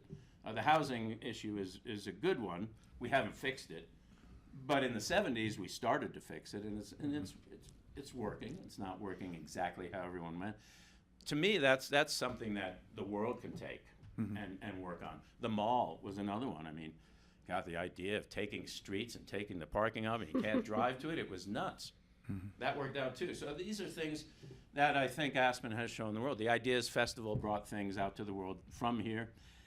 And so, you know, call me unicorns and rainbows, but I'd love to try to start tackling that larger societal issue. And I think we're the perfect place to do it. And it gets back to my what I said earlier about personal relationships. I'd love to see something happen, almost a summit, but again, these are things you probably couldn't do. What do we have, 124 billionaires in Aspen, something like that? and I know a few of them. I'd love to sit down somewhere, no official meeting necessarily, and sit there and say, hey, look, you know, we've got this situation in society. You guys are on this end, we're on this end. How can we fix it? They'd laugh, probably, and we'd all move on and it wouldn't happen. But to me, that's where to answer your question about Garfield, Eagle, Pitkin, I think it's a much larger issue, and I think it needs to be dealt with in a generational manner. And I don't see a reason why we shouldn't start here. I think Aspen's come up with a lot of great ideas. So, Francie. So I read the other day that Jeff Bezos has $328 billion. So he could cover the entire airport Yeah. and not change his lifestyle at all. I've thought about that Wouldn't quite a even few know times. Anyway, we do have an incredible economic disparity in our valley, more than most places. It's really exaggerated here. And I agree, it would be great to take it on here at the, where a lot of good ideas have come from over the years, but I unfortunately have this libertarian streak in me that prevents me from wanting to, punish people because they're not in their house 12 months a year, like a vacancy tax. Or there are a few approaches that, maybe in the end I would vote for, but I have a hard time with that. So I wonder if you have any ideas on how we can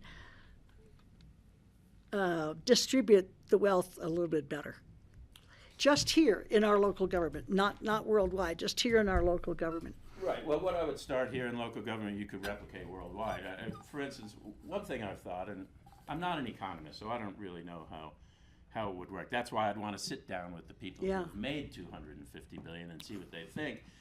Because these people are smart. They know the same. They see the same things we do. I mean, they just aren't worried about it, in my view. But so I have an interesting one. I don't know if this is viable at all. I worked in radio for years. I helped one radio station come alive from the dead, as it were.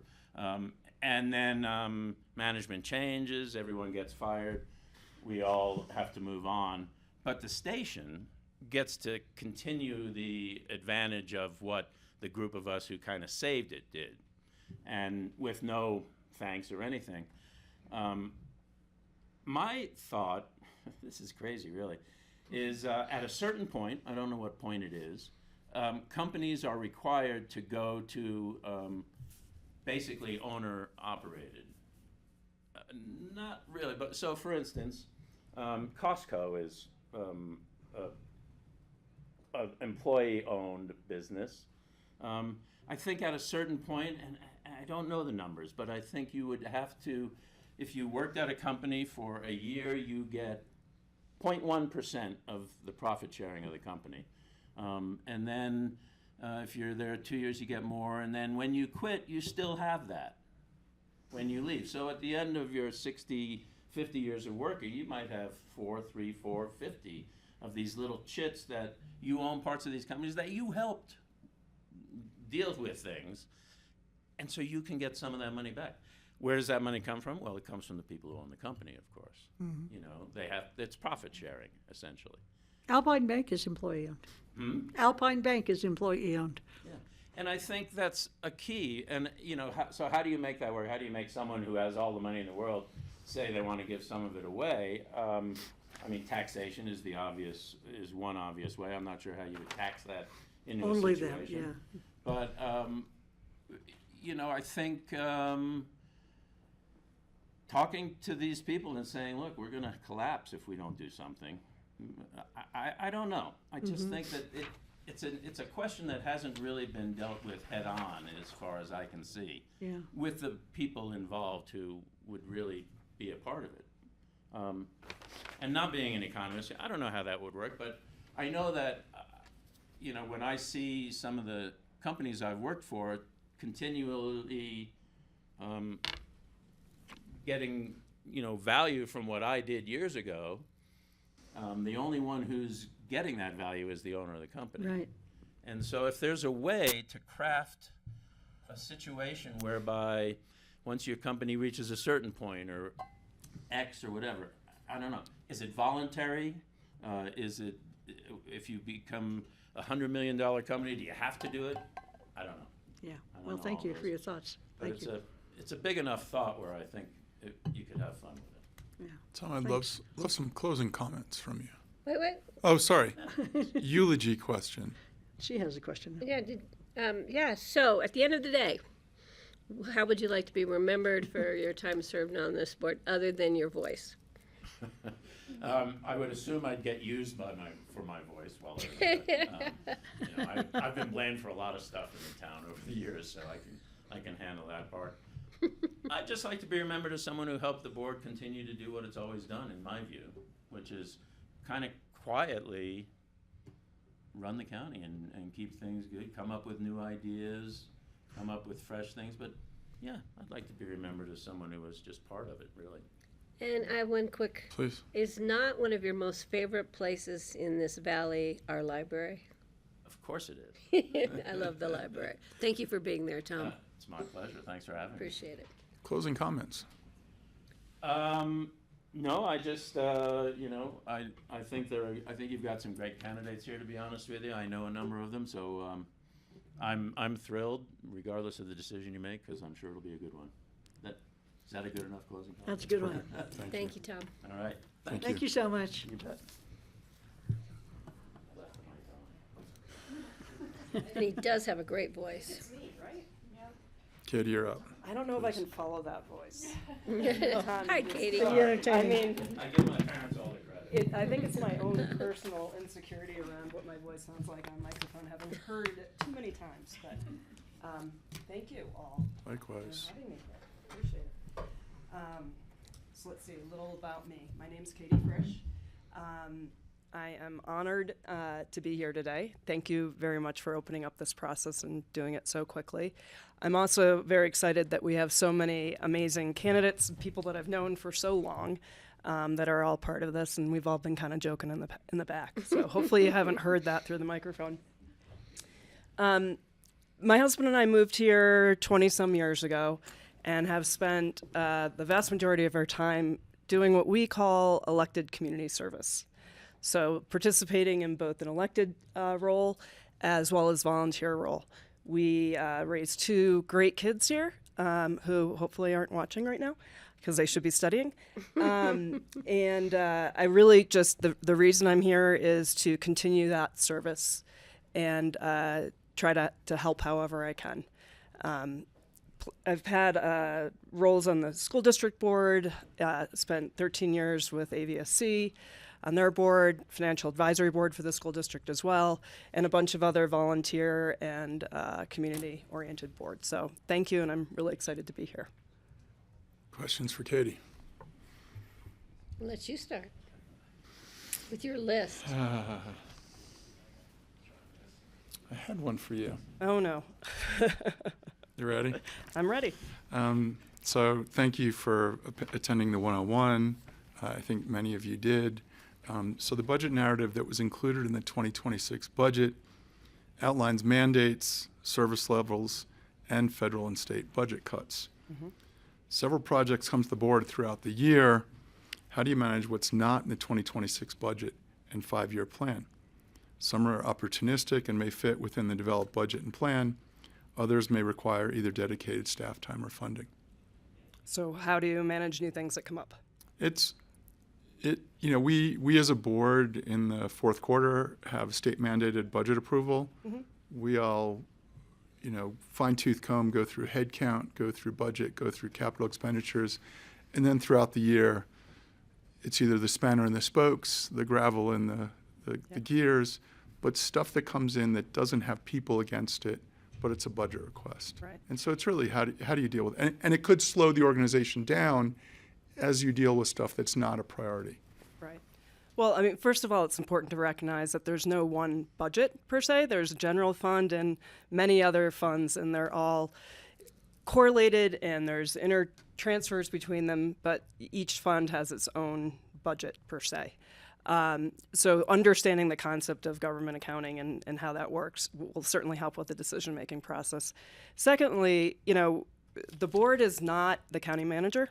Mm-hmm. The county manager is the county manager. Thank you, Kara, for being the interim county manager right now.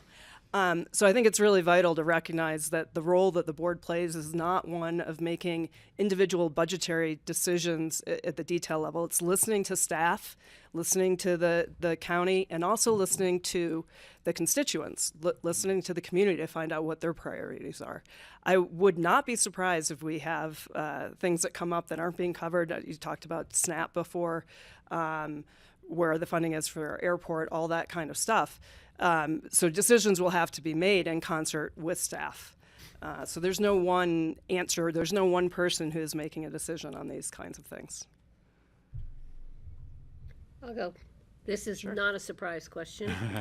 Priorities. Priorities. Yes. After the county's priorities, your priorities, what priorities do you think we should really be focused on in the next 10 months or beyond? Execution.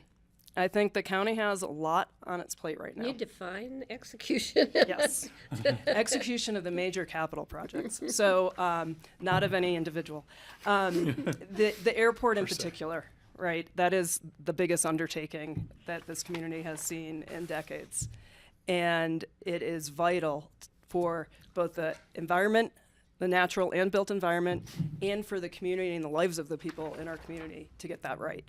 So, for me, the short-term priority, 10 months, is making sure the planning on that is executed properly, supporting the county manager and staff, going through the process of figuring out who the next county manager will be too, whether that's internal or external, and making sure that we have the capabilities to execute on what we've promised the community through, both a voting structure saying we're going to handle this. Well, we need to handle it. We need to issue a bond. We need to spend that wisely. And, the one thing that I feel that I bring to the table is some experience in having done that with the school district bond. We raised $114 million and were able to spend that down over the course of my tenure in about 4 years, really 3 years before we had spent most of it. It is a process to undertake that and to do things well and execute things well. And critical for everybody's day-to-day lives and everybody's long-term lives. Thank you. I have a question for you from Greg, who's in Chile. Okay, great. He will watch this. Hi, Greg. He's listening. So he says, we see adjoining counties growing at alarming rates over the past decades, with an acceleration of growth since the pandemic. Pitkin County has made it a policy to slow growth for the past 50 years. Please discuss your ideas about managing growth and the ever-present opportunity to grow more capacity for people in the county. So that's a great question, Greg. Thank you from wherever you are. The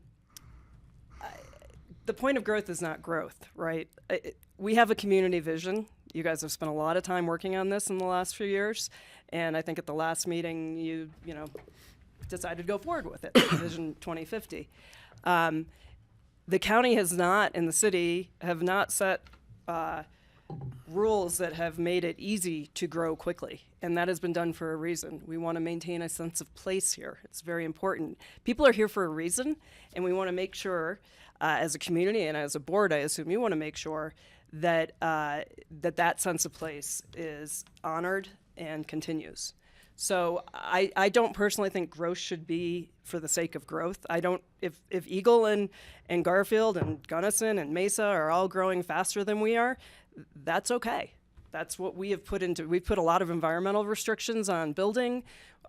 We try to slow things down. I think that it's important to keep the growth within the urban growth boundary or where things are already existing. I look at Phillips as an example. That is not within the urban growth boundary, but it is a project that was there. So yes, it makes sense to continue it there. I think it's important that we have transit solutions within projects like that so that we're not creating more problems for ourselves that should be accessible from RAFTA or other, hopefully, future transit solutions down the line. Thank you. I'm going to go back to your bonding answer. Okay. So we have a bond issue in 2026. It's the expiry of the Healthy Community Fund. So we've spoke about losses at the federal and state level.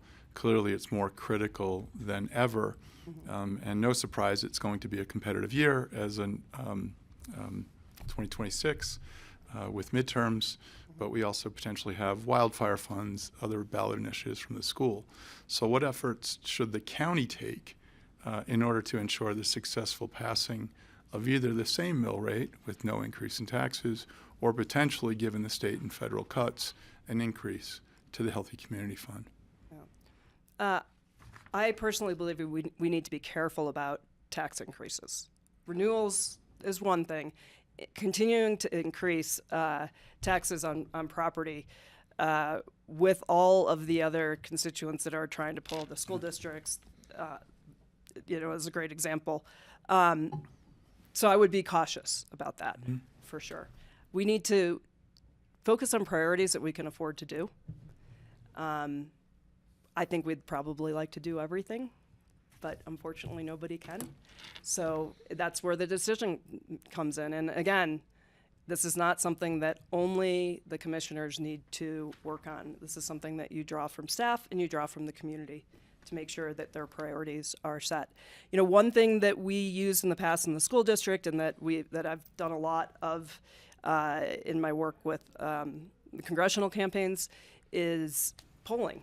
What does the community care about? We have this long-term vision, but things change from day to day. Are people going to be open to an increase with all these other increases, or should we, look at keeping it the same? So that's part of doing community research, talking to community members, but also finding out what people are thinking. It's important. Thank you. Follow-up question, changing topics a little bit. Sure. Your own personal leadership style. So the specific question is, the board has undergone DISC training.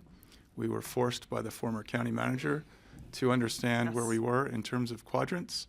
How would you describe your own personal leadership style and strengths and challenges that you see in your leadership style meshing with what you see on this board? I think, what is it, Myers-Briggs, I'm an EFTJ or something, I don't remember. So I am somewhat analytical in my decision-making process. But I view leadership and management as about people. It's not, the most important thing that I've learned from 20 years of running a company is that how you interact with people and how you make decisions is what your leadership style is all about. It's bringing people together. Different people sometimes need different things out of you. They're thinking the way that, what bucket they fall in or quadrant. I haven't taken that particular test, so I don't know, what the lingo is, but understanding how different people work and working within that framework. Management and leadership is all about working with people effectively, honoring their thoughts, beliefs, having conversations, and working well together, which I think is, an important part of being on a board. Did that answer the question well enough? Dominance, influence, steadiness, conscientiousness. DISC. DISC, yes. I'm old school, so I'm Myers-Briggs. That's Patty. Don't look at me. I'll do another Greg question, okay, great. because they've just been sitting here all afternoon. I'm the forgot only to one who ask gets them. Greg questions. So far. So this one is open space preservation and affordable housing consistently carry equal weight as priorities for our community. How do your priorities line up with these often conflicting community demands of growth versus open space and habitat protection? Again, I kind of get back to the sense of place conversation that we had earlier, which is I think it's really important. We're all here for different reasons. People either grew up here, were drawn here, whether it's a natural environment or Aspen and this community is one of the only places in the world where you can actually have an urban cultural environment in a rural mountain town. And there's amazing things here. People come for art, people come for music, people come for hiking. So I think it's important that we maintain that sense of place, whatever we do, that balance between the open environment and the built environment. I don't believe that we should be building housing, to cover absolutely everything. And I also don't believe that we shouldn't be housing people. There is a balance between that, and I think it's important to do the work on the vision plan and continue to honor that and to balance it. I mean, again, keeping within the urban growth boundary and making sure that we have a vibrant economy where people are able to be employed and raise their families and enjoy the outdoors. Thank you on behalf of Greg. and You're myself. welcome, Greg.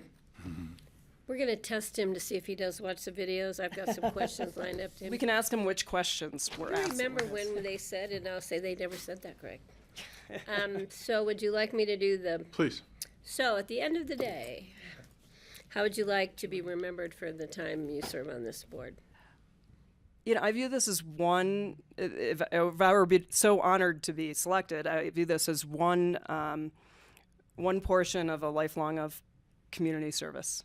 So this is sort of one piece of the whole puzzle. So I wouldn't want to be remembered for one particular thing I did, but rather that I love this community. We've made our home here.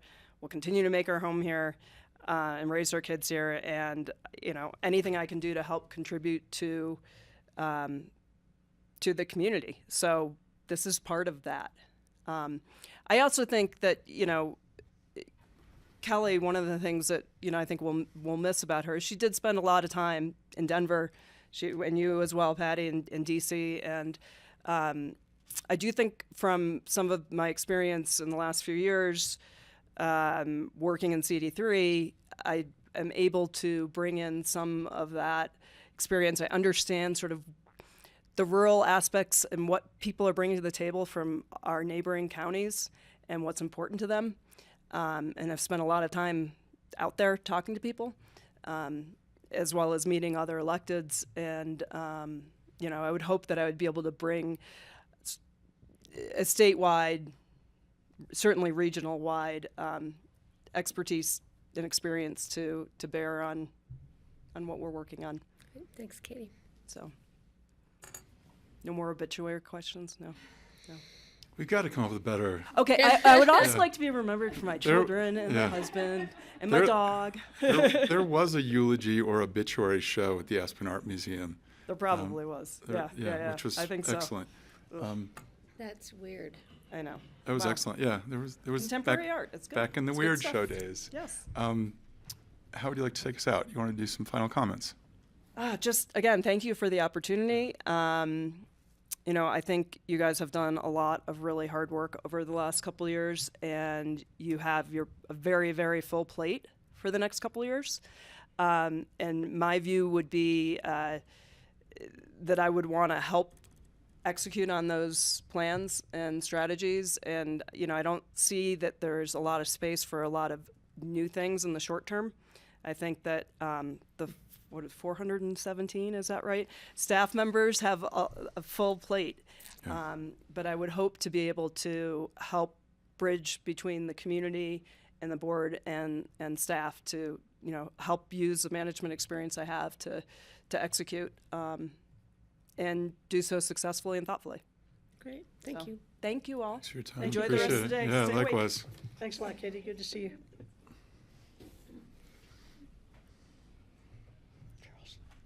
Emily Colby.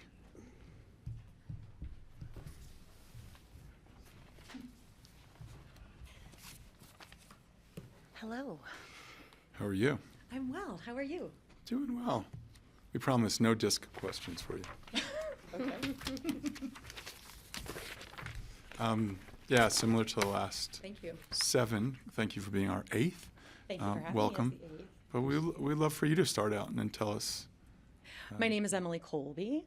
I am not born and raised here, but I did grow up in the Valley. My parents moved here before I was 9, and we went back and forth between Michigan and here. I am a graduate of the Aspen School District. Went through elementary, middle school, and high school here. I have raised a child here myself. I have taught in our schools. I own a business for 20 years. It is a pizza restaurant. Sorry, I have to admit that. And we do service a lot of children and families, and we enjoy that very much. I am an avid outdoor enthusiast. I love to recreate in our mountains. I appreciate the people who come here to visit, come here to work, come here to play. I am looking forward to advancing quality of life in Aspen. That's why I'm here. Questions for Emily? So you own a business locally. I do. Describe your leadership style at that business. And again, Dynamic. yeah. Dynamic. I know that you have had a system, and I believe it is the DISC, and I'm not sure that I'd probably fall more into steady. Okay. In that I show up, I work hard, I am consistent, I'm reliable, and I'm dependable, and I can be there for my employees. I've had the same kitchen staff for all 20 years. That's phenomenal. We reinvest in our employees to provide stable housing. I do believe in public-private partnerships, but I also believe that the libertarian in me also knows that as a business owner, it's really important to have employees. And that pressure is also upon you to take care of your employees with a living wage, help in housing, help in quality of life, and I believe in it full-heartedly. I'll go. Please. Yeah, I was really impressed when I read that. I manage Fat Belly Burgers. in Yes, you do, and I Carbondale. love it. Thank you. Thank you. I have not had the same employees for 20 years. I have had the same cook for 15. That is really an impressive number. Well done. And his wife is now my on-site manager, so that's good, Right? but it's not your record. So, Doesn't have to be. That's phenomenal. so my question is, I am not an on-site manager, but you are. So that's going to be quite a juggling act to be on the Board of County Commissioners and have run your restaurant. I'm wondering how you picture managing that. For years, I have, thank you, that's a great question, by the way. For years, I have actually been training different staff members on different elements of the business in order to give them trainable tools so that whether they stay with me or whether they move on, they'd have those tools to go forward with for themselves. So if I move forward, someone else or a team will step in, and if not, they will still have those skills to go forward in their own lives and move forward and advance. So you're not worried about it? There's always a worry. You're a business owner. It could become gypsies in the palace instantly. No, I think that it's part of the trust and the business dynamics and part of empowering other people.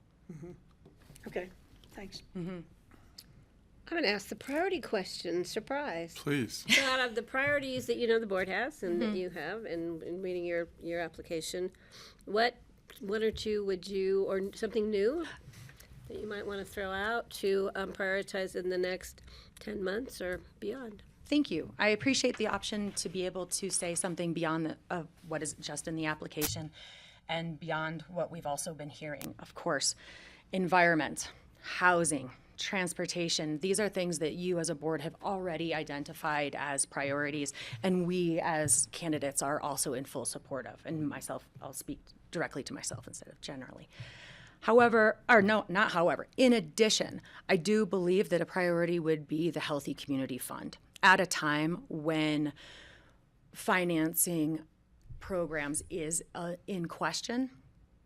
The breadth of programs that fund services and allows to remain within our county for the entire community, cradle to grave, and quite frankly, beyond, before cradle and after grave, I think is absolutely significant, and it keeps some of those dollars and that investment off of our books. And I think that that's an incredibly important program and fund to ensure going forward.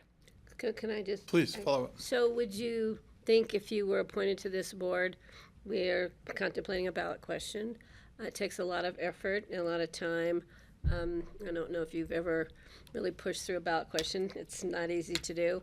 Is that something you would be willing to take on, to challenge, to ensure that we have critical funding for those programs in years to come? I certainly feel that I would be strongly supportive of it and would work with anyone doing so. I'm not sure I have the expertise, so I would need some support from the board collectively in order to make that happen. Absolutely, though. It's an easy lesson to learn. Oh, Thank you. absolutely. I think I'll ask you a Greg question. Okay. One of the two I've already asked, and I'll read it again for you. Open space preservation and affordable housing consistently carry equal weight as priorities for our community. How do your priorities line up with these often conflicting community demands for growth, meaning housing in this case, versus open space and habitat protection? Absolutely. I would operate very carefully and on a case-by-case basis. We are I think it's important to consider the value add of development and at what cost for the loss of preservation in our environment and the quality of our environment. It doesn't mean there aren't good options. We've seen them in the past, but being very careful in making those choices and acting very responsibly. We do have levers within the land use code, and we will be, as a board, the board is looking to update that land use code, and I think it's important to consider what is in the code in order to properly mitigate for any potential development. Okay, if I could do a follow-up? Please. Okay, apologies to you ahead of time, Ward. So the lumberyard, for instance, which will We're all apologizing ahead of time. which will provide a lot of affordable housing, will increase the population of Aspen considerably Yes. in a very short period of time. And I'm wondering if you think that kind of increase in the population can affect the character of the Upper Valley.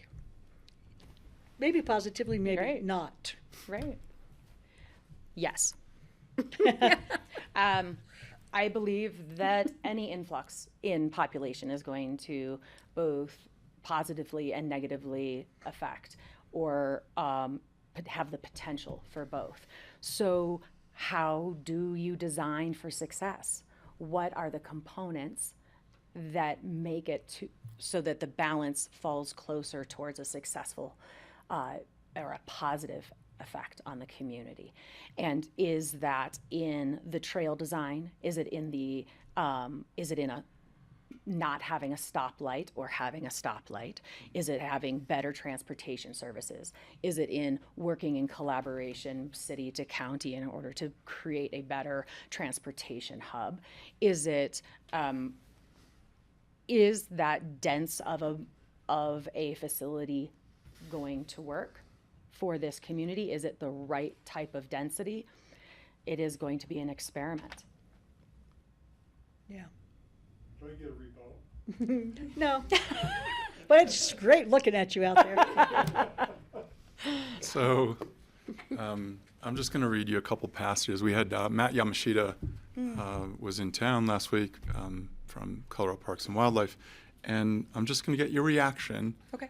and thoughts on his statement. So there's no question in what Matt's posing, but he was purported to have said a lot of places where the animals would like to be, especially their winter range, those are the developed portions of the valley. And the impact can't really be reversed. They're adapting to what we have left, which is why Colorado Parks and Wildlife is putting its weight behind habitat protection and conservation, a higher priority for the agency.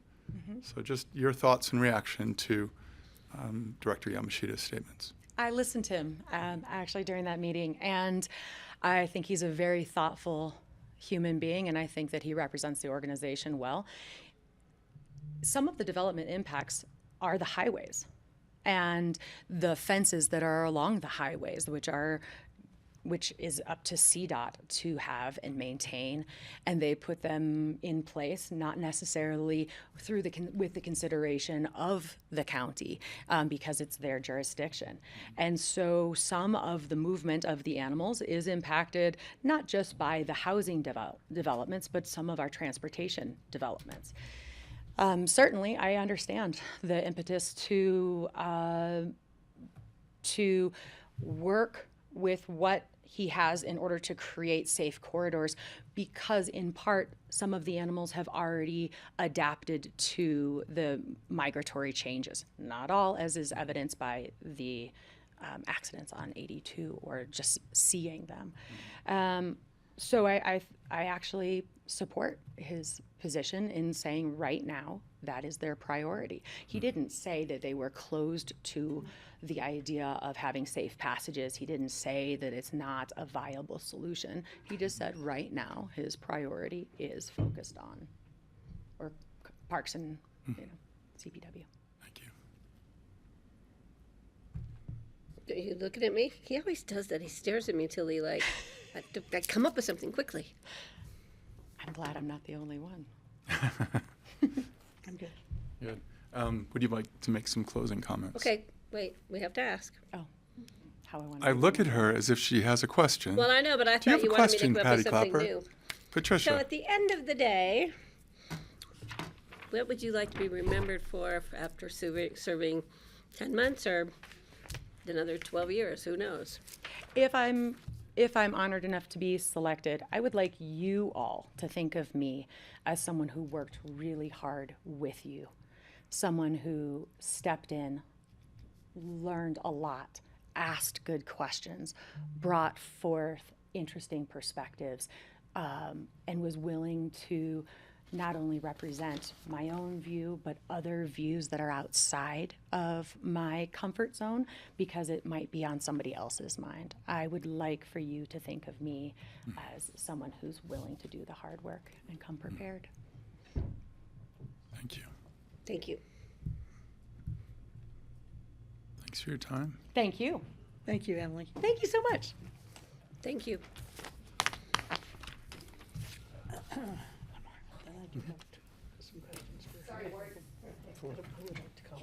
Okay. Yeah. No, and so Charlie Tarver is our final applicant. But just for the folks in the room who have hung out, there will be, it sounds like Broadway play, there will be a callback later this afternoon. So your staying here is not for naught. So Charlie, the floor is yours and you're welcome to introduce yourself. My name is Charlie Tarver.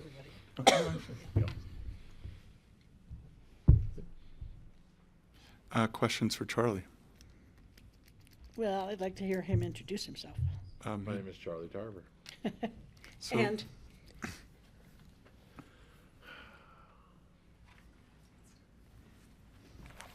Here we go.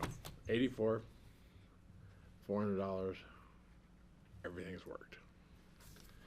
Life is not that hard. I believe the goal of this board is a much more visionary and long-term leadership position than most of the questions.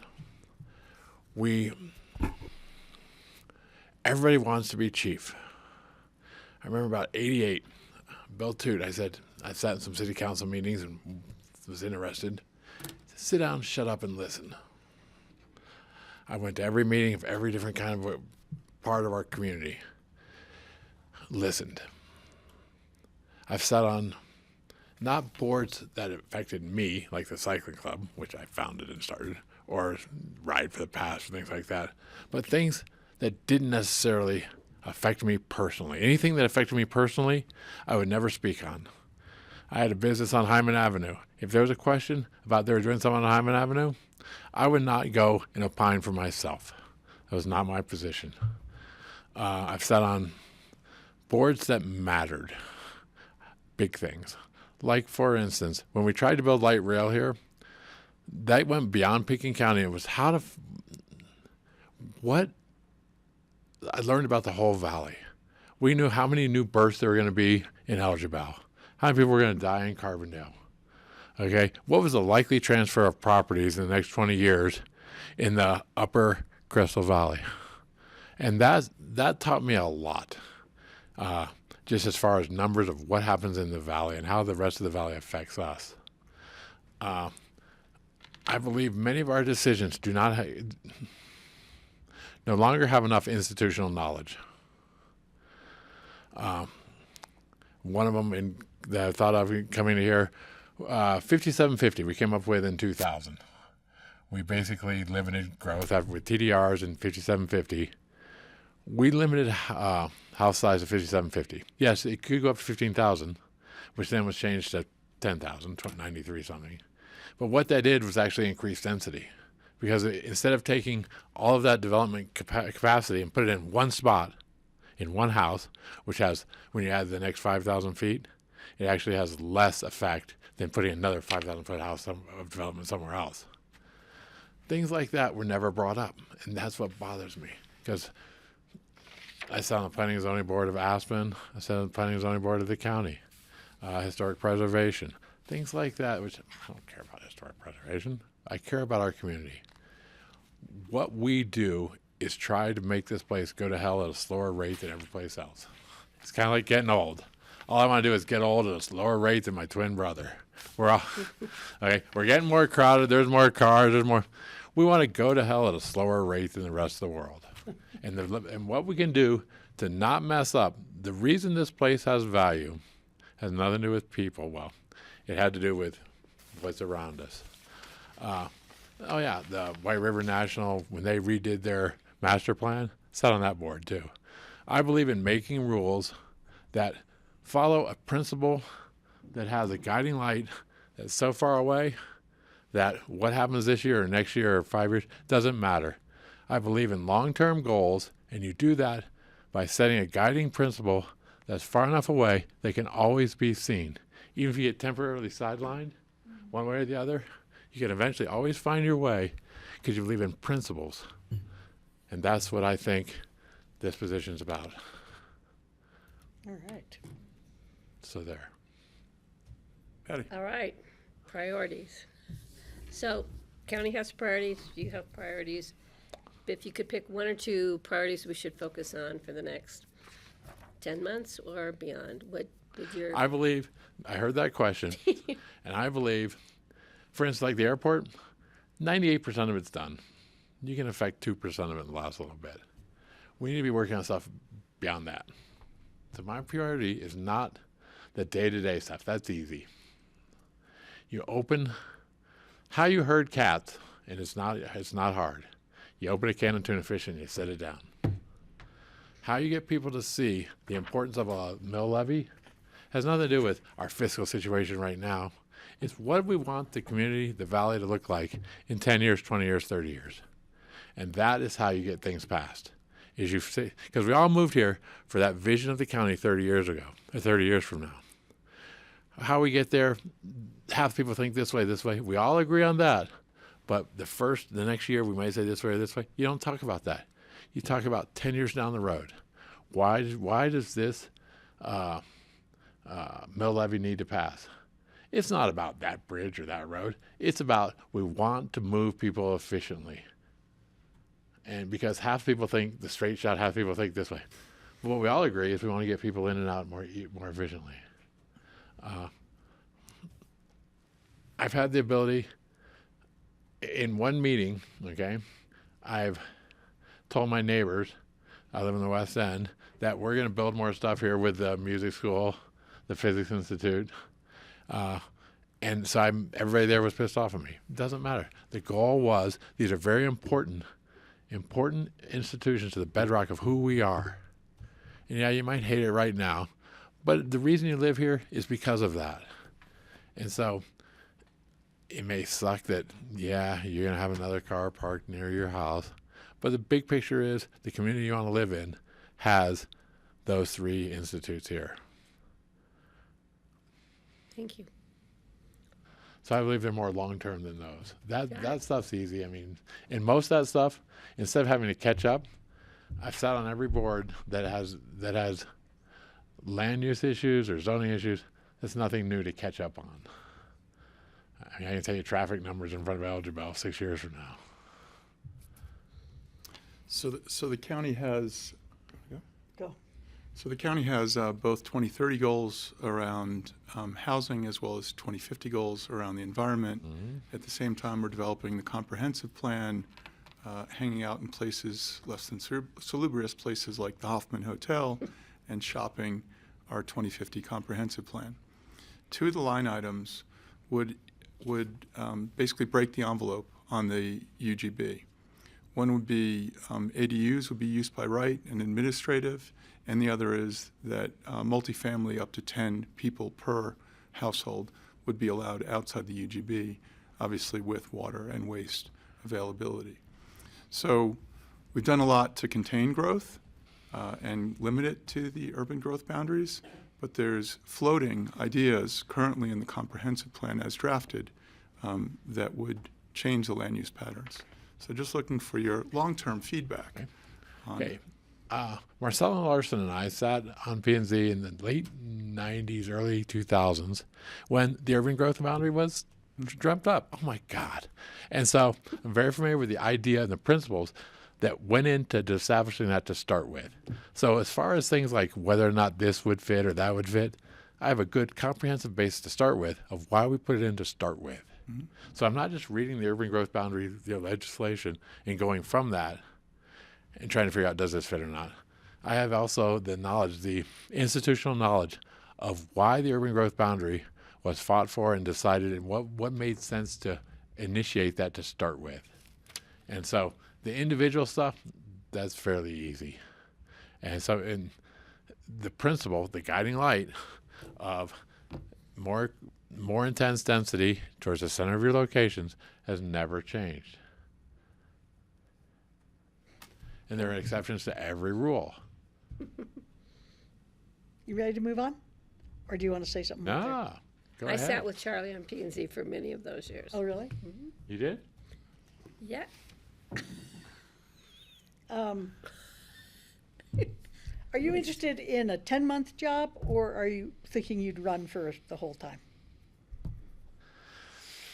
I've sat on board since '89.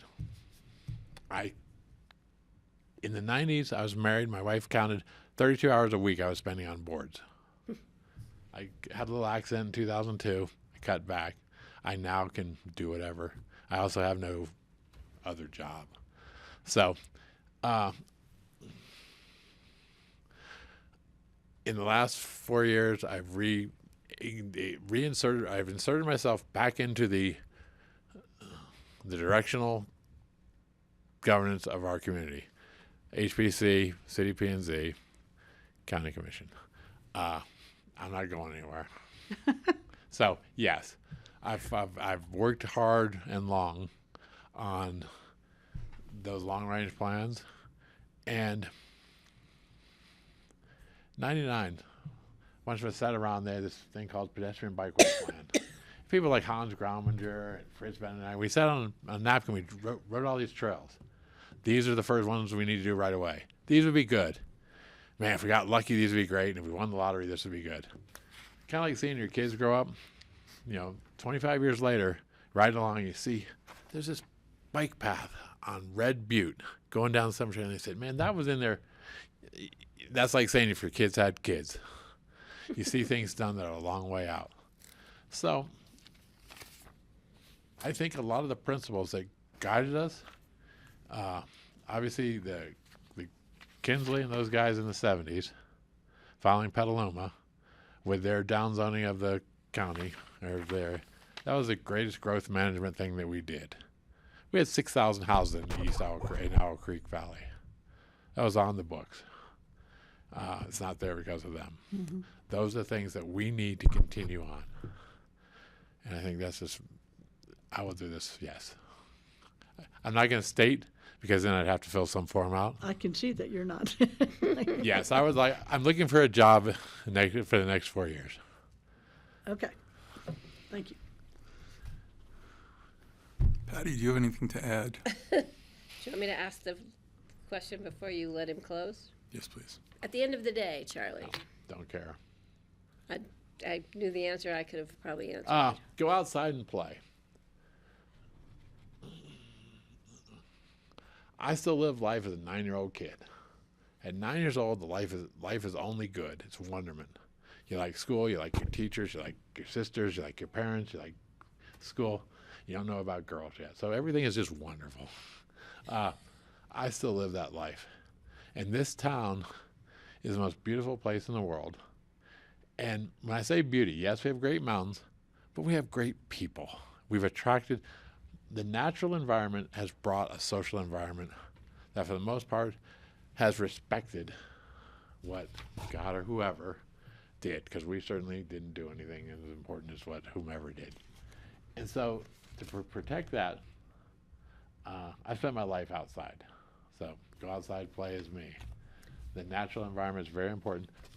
The social environment is drawn here because of that. And we have to tell people, we have to remind people, I know you want to do this, but the reason you moved here was because of that. So at the end of the day, you want to be remembered Just for good. being a 9-year-old. Just good. Just happy. The world needs more happy.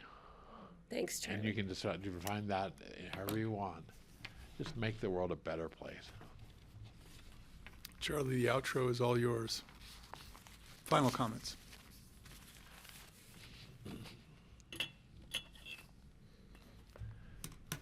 Sit down, shut up, listen, and learn.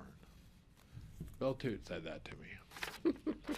And Bill Stirling was right beside him. Those guys cared about our community quite a bit. That's who I grew up emulating as far as my social responsibility. When I need nothing, I want nothing except this community to continue being the place that I fell in love with, that I think is special. Not just for me, but for the world's, the best of the best have always wanted to come here because of what we have. And it's nothing that we built. It's what we didn't screw up. Our goal is to go to hell at a slower rate than the rest of the world. And we're doing a very good job, but we need to keep doing that. I love that. Thank you. Thank you, Charlie. Thank you very much. Watch this. Dude, look at that. Come on. That's skill. Thank you. Thank you. Grassroots, we're going to take a 15-minute break, Hold on. Can I, before they leave, can I make a comment, Mr. Chairman? please. It's to the group in general. I want to thank everybody. Wait, Charlie has something to Because of the finish. Olympics is a 360 still finish. Okay. Then you flip over the table. I want to thank everybody. I am very impressed at the turnout, the numbers, the comments, the homework. This is really amazing that the group showed up and wants to be involved in county government. And I really I cannot tell you how much I appreciate it. So, for those who are not appointed to Kelly's seat, we're going to find another place for you guys. I've made a list over here. Don't worry, we're not letting you go far. Scott's looking at his watch. Where am I going next? So, we good? Are we So- going to do a callback? So, no, so, and just, sorry, for the, Are we doing a callback? There's a couple of questions. So I'd like to for- ask a for couple the of people, but not everybody. for the room, it's a completely public process, so there is no exec time or conferring outside of this room. We will take a break for 13 minutes. We'll be back at 3:50, so a little bit early, and there will be some callbacks of some of the applicants at that time. So thank you so much, Grassroots. We'll see you at 3:50. 3:50, okay.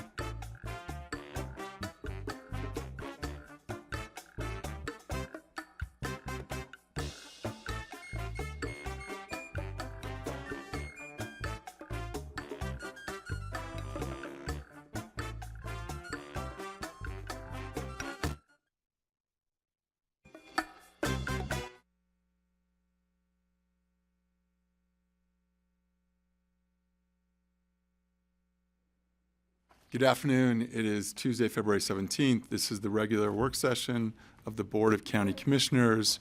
We are in the third act of the District 2 Commissioner applicant interviews. In brief discussions with my colleagues, we looked at the subjects that we covered in the first 2 rounds of interviews, the 9 interviews that we conducted earlier today, and discussed that we had some gaps in the questions. We were very city-centric. Clearly, this is a District 2 appointment, but there are other avenues and other aspects of the county that we would like your input on. So in the past year, the county and Eagle County and AVLT purchased Three Meadows Ranch, 4,200 acres in Eagle County. The Board of County Commissioners, both from Pitkin and Eagle, met there about 6 months ago, and as we stood in a circle and thought about what was around us as the elks were bugling, unanimously every commissioner on the site visit said, we want to do nothing with this land. We want the 4,200 acres to remain with a caretaker, a husband and wife, to take care of the land as the land we found it. We realize over the past year, 84% of the land that surrounds us is public lands. The Pitkin County Board of County Commissioners rezoned 84% of the county to RSG, Resource Government Zoning, in order to protect that land in perpetuity from either further extraction or from potential housing development. And third, over the past year, this board has worked both in Grand Junction and in DC in order to take a property known as Snowmass Falls and return what was basically an inholding into wilderness. And so that's through the Land and Water Conservation Fund. So that's sort of the intro for you. In quick discussions with the commissioners, we felt that the 4 subjects we didn't touch on in our interviews this morning and this afternoon were conservation, wildlife habitat, we touched on briefly, but we'd like to speak on more. The role of agriculture in the valley.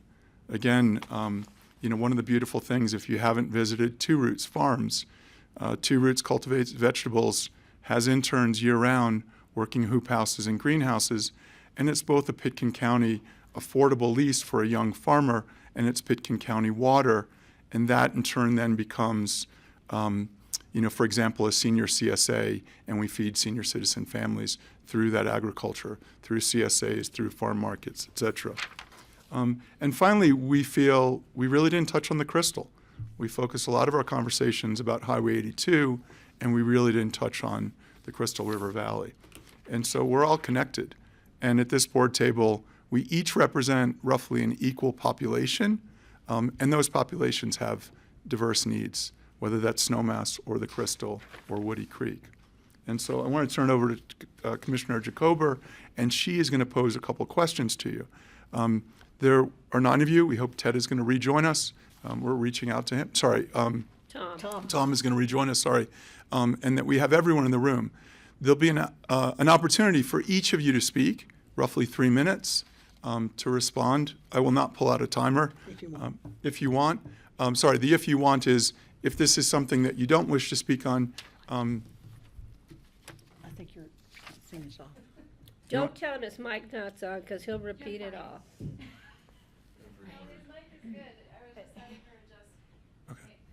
It was off, I just turned it I was like, you want me to repeat that? off. No, absolutely not. Carry on. So, Thank you. If you would like, as an applicant, you are welcome to join. If you want to, remain in your seat, there's no obligation. But it's really, we felt as a board there were a few subjects we didn't touch on, and I'll turn it over to Commissioner Jacober for her questions. Well, first I'm going to tell you a really embarrassing story about myself. I think I told it to Ted already. So when my son asked me if I wanted to run for commissioner, because he'd been asked and he didn't want to, I said yes. And so he brought me up to his house and we had a long discussion about, well, how are you going to run? What's it going to look like? So I told him about the things that really have meaning to me. And it was conservation of lands, agriculture, what's going to happen to development in the Crystal Valley, and those kind of things. And so we talked for a while, and then he said, Mom, what about the people? So I'm just saying that to let you know that it's been a really good learning experience for me to think about the people and not just the wildlife and the lands. And you guys did an amazing job tonight talking about the people of the Upper Valley. And so I live in the Crystal Valley, and it's very different over there, and it's very different up the Frying Pan as well, and slightly different in Emma. It's not all Upper Valley. So what I would like to say to you guys is I didn't hear any references to agriculture at all in the valley and the role of agriculture in the valley. Nothing about wild and scenic Crystal River, or very little about preserving wildlife habitat and perhaps how agriculture can assist with these kinds of things. And just one more little thing, and that is that I love Open Space and Trails. I think it's the most amazing tax-generated organization I've ever even heard of. But sometimes I kind of get a little bit worried about the emphasis on trails rather than open space. There is a certain amount that they have to spend on trails, I understand that, but open space for itself. So what I'd like to ask you guys is, could you, if you want to, come up and talk for 2 or 3 minutes about those topics, how they intertwine or don't, or just pick one of them, so that I can sort of get a sense of the county as a whole from each of you. Do you need more explanation, or are you ready to roll? Okay. And it's first come, first serve. I won't call on you. Just try to limit your comments around 3 minutes. Don't be shy. Oh, shy is not my problem. Well, great points. I would draw attention to my experience working with Referendum 2 during the entrance to Aspen debate, and how much I tried to put the Upper Valley concerns, some of my own personal concerns, a lot of the Aspen-centric concerns behind that conversation for the benefit of the entire county, and how improved transportation infrastructure, while it may be happening in the Upper Valley, is really meant to improve the quality of life and to provide more access and opportunity to the greater community that we're part of. So I would speak to that first. And not to mention that a lot of my Aspen is now part of the Mid and Lower Valley. I mean, we have friends and family who live in Carbondale. My godson lives in Basalt. I have a coworker who works with youth who lives and commutes from Redstone every day. So I'm well aware of how broad and sometimes exclusive, but how inclusive our community really is. In terms of conservation, I love the idea of funds and buybacks and the work that you've done with the Aspen Valley Land Trust and buying back the Snowmass Wilderness to complete that. I think that there's more room for that. I think the county can explore more ways to leverage funding and purchase of property, including exploring ideas like community land trusts, where we can maybe stand up local organizations who are dedicated to this project to continue to engage the constituency that also shares these values, like many of our fellow applicants today have mentioned, and provide that kind of sense of agency and appropriate support that gives them the feeling like, okay, this is something we're going to do. We're going to fund community buybacks of residential, commercial, even conservation-based land. In terms of wildlife, I'm a member of the Roaring Fork Safe Passages advocacy team. I should probably mention that, and I do see wildlife as an issue, but I also fully recognize that, like Matthew said, that there are certain limitations to what an organization like that can do, and that there are maybe priority balances that we need to think about when it comes to, do we spend $4 million on an overpass, or do we protect existing wildlife, calving, watersheds, all of those things. Like I said, my background's in environmental policy. You're looking at someone who was born and raised in these mountains and with these waters, and so it resonates to me that we didn't talk more about the greater environment and how important it is, how much of an asset it is. I think, and I'm trying to pay attention to time here, I wrote a letter to the editor, or an opinion piece, a couple months ago that was titled "Luxury's Not the Point." And the premise was that there were people in our community who were saying that, oh, we're so lucky to be part of this community because look at this rec center that we have, and look at all these services, and look at, I mean, even at the county level, look at all of these amazing health benefits and all of this amazing infrastructure that we have. But I think that argument is kind of looking at things backwards. We moved here for that. That existed before us. The natural environment, the watersheds, the wildlife are part of the reason that we came here in the first place. And over all of these generations, we've done our best to protect them by taxing ourselves, by working collaboratively, by building regional partnerships. And I think that can continue. In terms of agriculture, I grew up with Ed and Vardy, who runs the Farm Collaborative. I helped him. I think Patty remembers in one of the first public hearings I got I back. actually created his original board for That's right. Aspen Tree. So, I mean, I love what he's doing with low to no cost loans for farmers in the region. I also love what he's doing with education. I think that there's more opportunity for this, for us to use modern technology to do site analysis and figure out where we can put more farms, where we can support more community farming, where we can support more private development of localized agricultural development. And then finally, to the Crystal, it's not my backyard. And so I won't speak to it like it is. But I love soaking in those rivers. And I love the mountains, the rivers, and the wildlife that surround it. And I fully can understand how someone would feel marginalized being part of that community and watching a meeting like this. I think that feeling of marginalization and the loss of belonging is a big reason why we're here right now. We want to have a community where everyone feels included and part of the decision. We want to have a county where even the most widespread margins are part of the important priority lists that we maintain. So I would look to protect as much as we could of the Crystal Valley while working with regional and local partners like the town of Cromedale to make sure that we're doing it in a way that benefits all of the stakeholders involved. Great, thank you, Scott.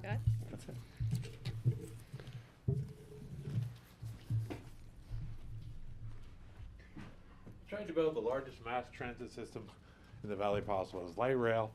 It was end of the 90s. We learned about all the other strange valleys, the Crystal, what goes on in Emma, what happens in East Cypress Creek. That's where we learned about those sections and working with those caucuses. So I'm somewhat familiar with them to start with. I believe that transportation, 82 has rules. The secondary roads and the feeder systems, we need to make rules for them. I disagree with room majorities. Often we'll sit in here and everybody will tell you, oh, traffic's terrible. Well, guess what?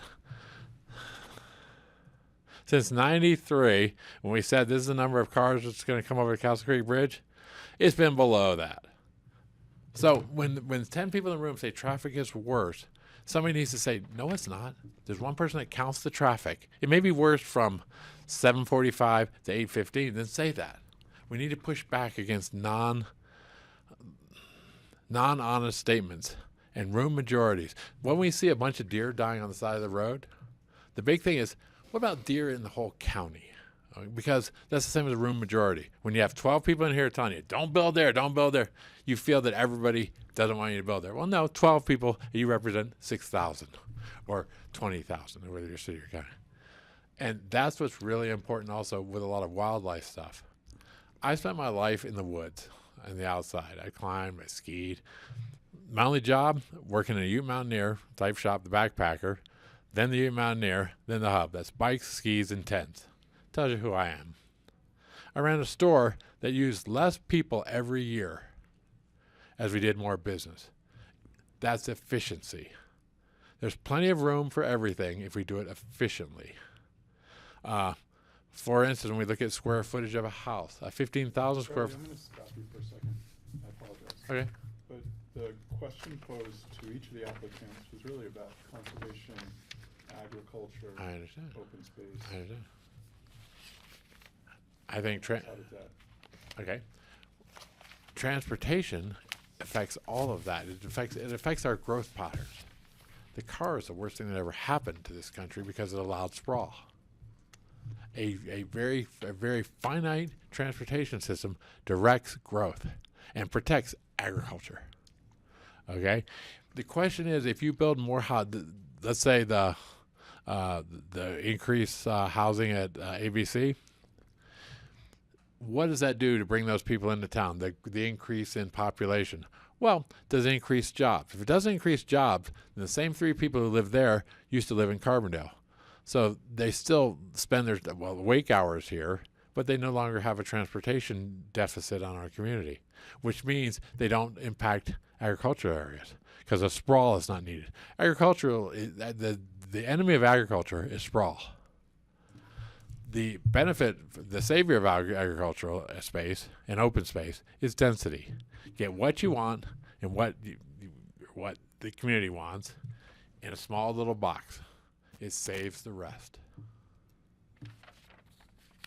And it's being able to convince people that if you want Woody Creek to have 3 houses on these 400 acres, you need to have 12 houses right here instead of 4. So just the not increased growth, but directed growth. That's why we did the urban growth boundary in the late 90s. That's why we did rural and remote. That's why we did things that directed density to where it belongs or where we can best accommodate it so it has the least negative impact. And that to me, when you say, how do you save agriculture, it has to do with land use patterns of growth that are correct. You can't have agricultural property not being attacked unless you have another place for it to go that's more correctly taken care of. So I see those as the same thing. All right. Thank you, Charlie. Thanks, Charlie. Thank you guys.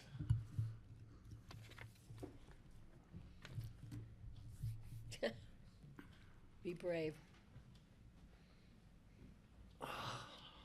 Welcome back. Hi again. It's good to be back.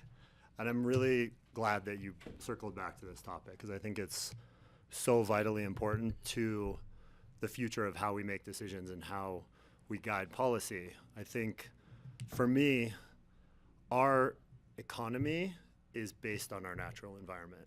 And so much of why this town thrives is because of all the natural beauty, because of our open spaces, because of our trails and our just amazing space that is not the built environment. And I think it's really important to keep that in mind because it takes such a delicate balance to manage growth and also manage sustainability.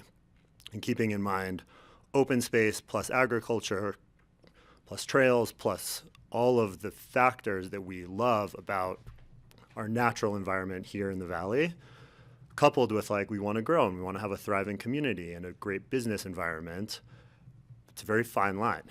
And I think navigating that with a very strong context on sustainability and protecting these places is what's going to make sure that we keep the magic of this county intact. I think something that was really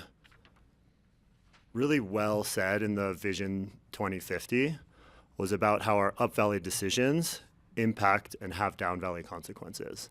And I think they're so interconnected based on where people are moving, how people interact with it. And as you see, even like after COVID, how so many of the trails up here in Aspen got jam-packed with people. You can go down valley and have a lot more access to a lot more nature, and being mindful of how those natural environments kind of play off of each other and connect with each other, I think is really important. Another thing regarding agriculture is one of the foundations of how this community started. And back when this was a potato community and, you know, had these big ranches that were really thriving economies in and of themselves, I think it's really important to recognize those roots and get back to them. And I think agriculture might not have the same role in the future, where we are a agricultural production facility in Colorado, but I think we still have these really great resources where agriculture can still be a vibrant economic activity and also one of education. I think it's a space where we can really empower the youth to be more connected to their space, be more connected to this valley, be more connected to the things that really drive us as humans. And agriculture, I think, has a really powerful position to do that.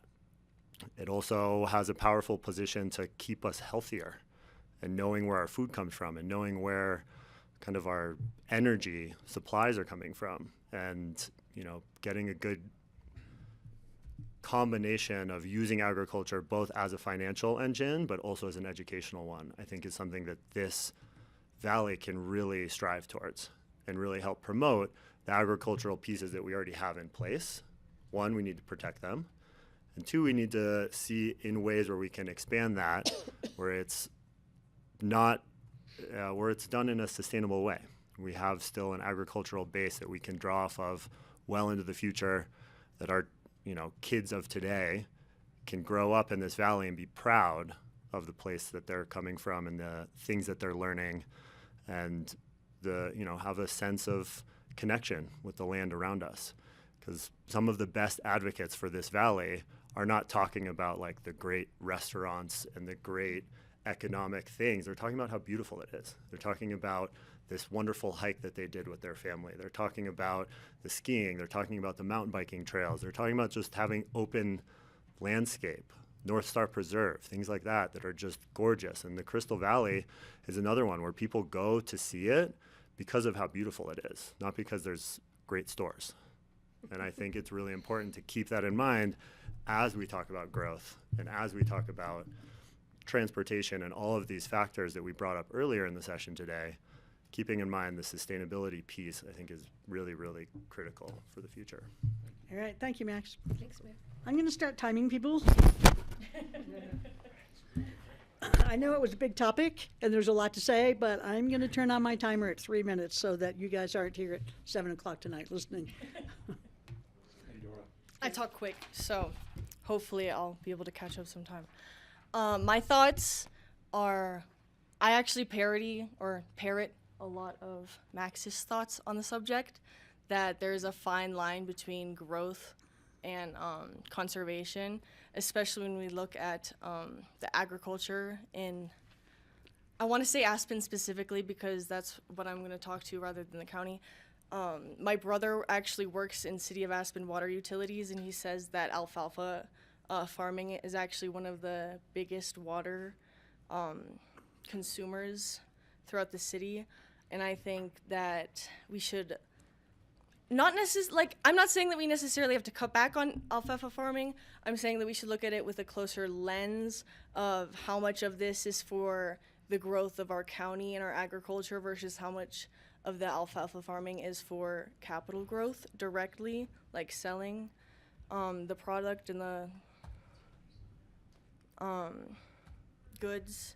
I also think that what Max was saying about there's a lot of opportunities for education is very true, because I know at least when I was in high school, in Aspen High School, they had a farm to table like ex-ed experience. But I think as ex-ed experiences are only like 1 week at the beginning of the year, I think that they, especially now with the lack of state funding, the high schools should try to get together with like local farmers to try to teach some electives with farming, because I think Aspen especially, I grew up in California, so we had a strong FFA, and I didn't really see that going to high school here.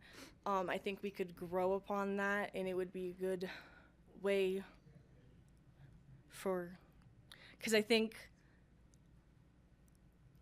I want to say like to spread the word of agriculture, which is kind of silly to say as it's the world's oldest like profession, but I do think that a lot of children are losing, like touching dirt. They just got to get out there, touch some pigs. That's what I'm thinking. That's all. Thank you. Thank you, Andorra.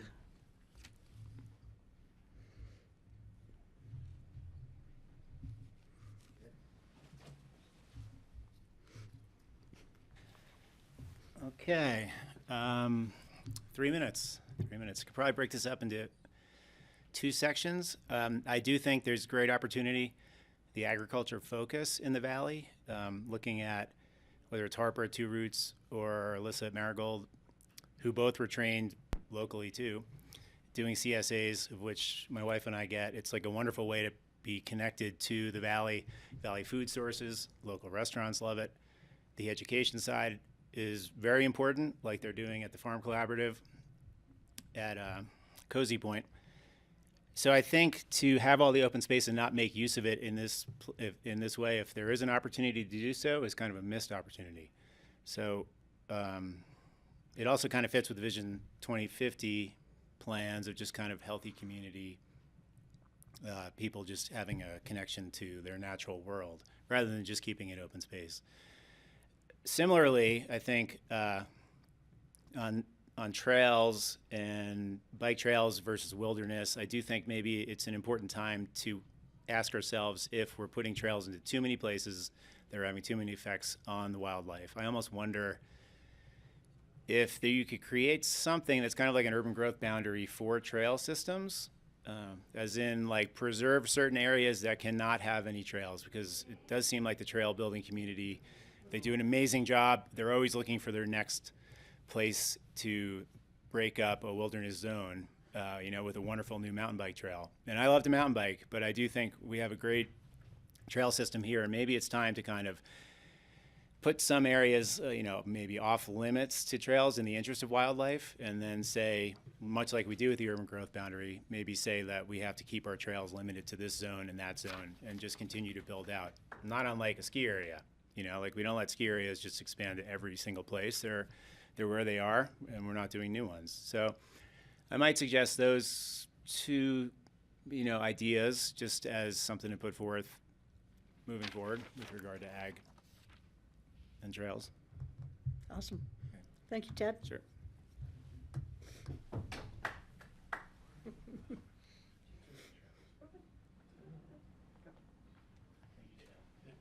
Hello. Hello. All right, so first of all, I love the idea of the purchasing with other counties. We have such a, square-shaped county that, of course, our natural boundaries are really important, right? On the Crystal River Valley, I know, Francie, you and I talked a little bit about this. We've had a cabin up in the Raggeds, an off-grid cabin, for many years, and spend a lot of time going back and forth. And somebody said there were no stores in Redstone, but let me tell you, Propaganda Pie, talk about another pizza place. Although we do, I actually like thin crust better, but that's another story. So, it's a beautiful valley, and I've spent a lot of time up there. For me, it's not just about the trails that exist, although I would love to hear your view on the trail that's going to go up to McClure Pass, what your feelings are about that. It's not just about the trails, but the view from the trails, and that's what the open space is, right? When we're up in the Raggeds or, up around Marble, it's not about what it looks like underneath your feet. If you don't look a little bit, you do fall. But it is about what you're viewing and what you're seeing, and I think that's what makes that is what helps give us our sense of place. The sense of place that I was talking about before is not just about 82. You do know when you enter Pickens County, though, you can tell. But it is about the entire county. And then as far as ag goes, I'm a huge fan of all the small farms, collectives, CSAs. Especially as farming becomes more and more industrialized, there is an economic opportunity for smaller producers to survive and thrive. Obviously, different price points than the Monsanto-sponsored huge farms. We do need to address water issues, use it or lose it.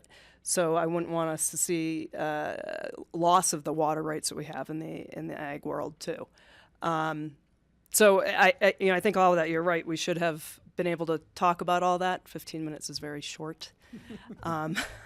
So thank you for the work in saving some of these public land that are now public lands, private lands to public. I think it's an important thing, as well as work with other counties. Thank you, Katie. Thanks.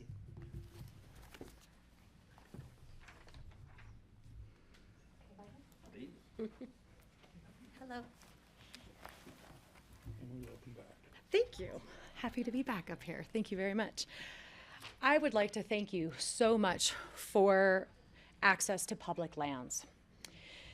The access that you guys have ensured through conservation easements, through partnerships with other counties, with Aspen Valley Land Trust, and with willing landowners.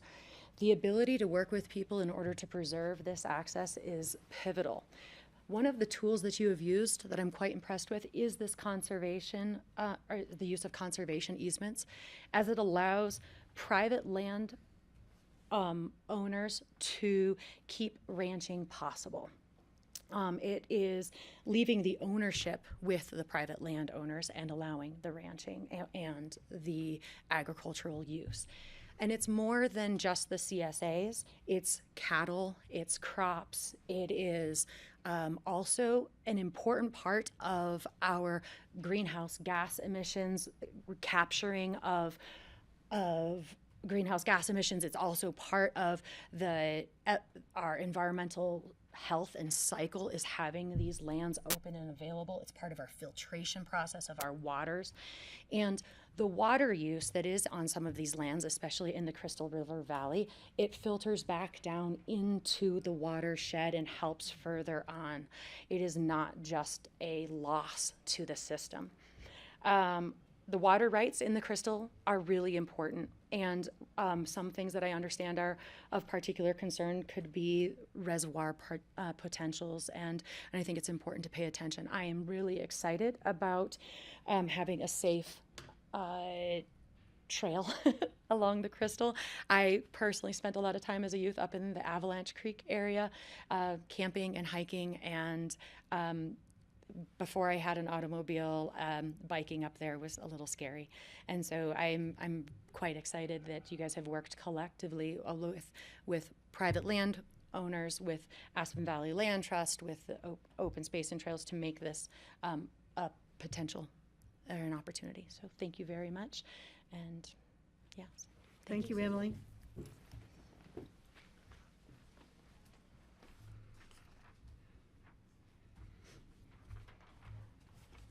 Probably be a little bit quicker than the rest, but one thing I didn't tell you, I grew up in Connecticut and my parents were huge gardeners, and every year we'd plant in the fall, we'd harvest in the summer, we'd harvest in the fall again, lots of weeding, and we did not buy vegetables at all from the grocery store. We ate off the land.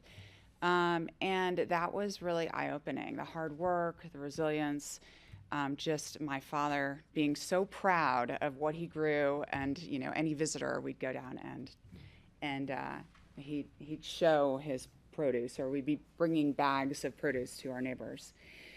There's a huge importance of unprocessed food, that it's eating unprocessed food is increasingly important. Conservation protects our spiritual and economic assets. And I think ag is a form of conservation. So it would be really neat if we even had a grocery store just featuring our local producers. The Crystal River should maintain the character of it being rural and not having second home ownership down there. And I truly believe that we need to be listening to those that live in the Crystal River as well, and their input. Thank you. Thanks, Megan. I did have a store, by the way, that had only our meat and vegetables and stuff. Mm-hmm. They are looking at one in the Old City Market in Carbondale. Mm-hmm. See, that would be amazing. Yeah, so Mr. Mason, you're in the Roaring Fork room. Good to see you. You figured that out.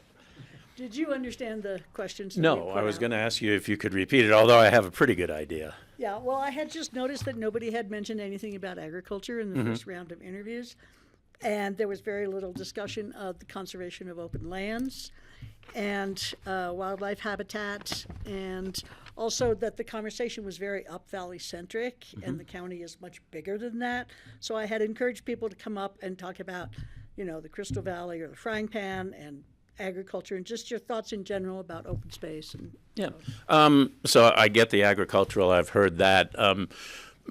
My feeling on the agricultural aspect of things is I think the setup as we've got it now, using ranches for local produce, doing what they can. I mean, I think it works now. You probably know more than I do. When I think ahead, I think more like the 2050, 2075.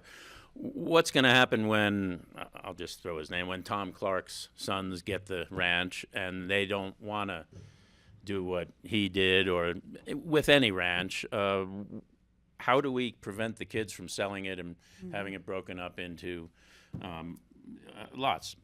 Do we want to? I mean, I think it depends on the piece of land. But getting back to what I was harping on the last time is figuring out the answer to that, I think, means sitting down with the ranchers and the farmers and saying, look, you love what you're doing, your kids love what you're doing, and we love it the way it's set up now, but in 50 years, when your grandchildren aren't so hip on it or whatever and they want to sell it, how are we going to prevent that from happening? And like many of these things, I don't know what the answer is really, except that losing the ranches and the farms bit by bit would impact everything that everyone's been saying about coming here. I think keeping our growth in the boundaries of Aspen, in the boundaries of Basalt, within the urban boundaries, is critical. And if we go outside the boundaries, that's where discussion needs to happen, I think.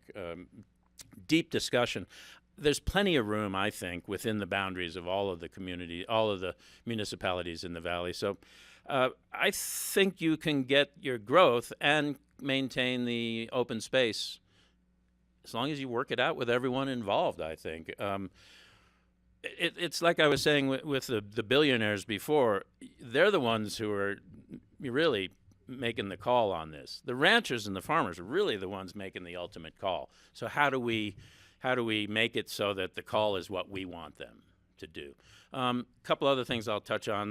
The Crystal Valley. I think the trail going up the Crystal Valley over to Crested Buttes probably the biggest thing for those who live past the BRB, because that's where it's tight. I think humans have a place in the world, and I think a trail over to the Butte is a great idea. I'd love to see it happen. I think done right, it will be fine, but I don't think that it's a carte blanche to put trails everywhere. I think that's a big one. But say, for instance, the Three Meadows Ranch, I mean, I actually knew the owners. I've been up on the Three Meadows Ranch quite a bit. Lovely piece of property. I'm not sure we should put trails there. I don't know. I'm kind of with Ted on that. But it needs to be discussed, because if we have the open space and people want to go enjoy it, but they can't, well, that's an issue. And I lived up the Frying Pan for 20 years, and, you're right on the border of Pitkin and Eagle there. But I always felt that the Frying Pan was listened to by Pitkin County as things developed up there. But I think, the growth up at the top end of the Frying Pan, which is in Eagle County, controlling that's not going to be easy. Yeah. Wrong county. Probably getting on a same page with the other counties on this is a good way to go. I don't know if that answers. That's good. What you Thank were you, Tom. looking for. Thanks, Tom. Okay. Thanks for coming back. My pleasure. So I'd like to turn it over to the interim county manager, Kara Silbernacle, to tell us where we're going from here, just in terms of getting everyone on the same page in terms of process. Can I jump in real quick Please. on the Crystal? There is probably one of the best sustainable agriculture operations in this valley on the Crystal River, up 133 at Sunfire Ranch, and it's called Seed Peace. And so if anybody really wants to learn about it, they do volunteers days on Saturdays to keep the farm going, since the sustainable farmer he took his life a year ago. So we're keeping it going. So if anybody would like to volunteer, it's hard work. Francie knows farming is hard work. You get dirty, you learn a lot about the land. It's a great opportunity. Please contact me and I'll get you on the list of volunteer days. It's really fun. The people up there are great. And you get to enjoy the beauty of the Crystal River Valley and see how the water does stay on the land. And it's an amazing opportunity. And you can look right over at Francie's house across the river. That's right. And across the roadway and wave or bring her down and she can join us on the farm. So anybody who's interested, please give me a call. You know how to find me, and I'll get you on the list of volunteers. I guess to square the circle on that comment, to Tom's point, the seed piece is actually at Sunfire Ranch. Sunfire Ranch is a And- 501c3, and they have great garlic. And one of the joys of Sunfire is it's actually one of the few, not few, but it's the only centennial ranch in Pitkin County. Which is owned by the same family for 100 years. Yeah. So it's the only designation. And we pushed, when we did the Albany designation, past Sunlight, or not past Sunlight, Lights on. we asked the Arbany family to come back in. We asked the Arbany family to come back in with the Centennial Ranch designation as well. It's been in the family for over 100 years. So we're hoping that is the second Centennial Ranch in Pitkin County. So now over to the interim county manager. Thank you. Sure. So where we are headed, the board will reconvene in a special meeting on Thursday, February 26th at 10 a.m. That will be the first reading of the resolution for appointing the vacancy for District 2.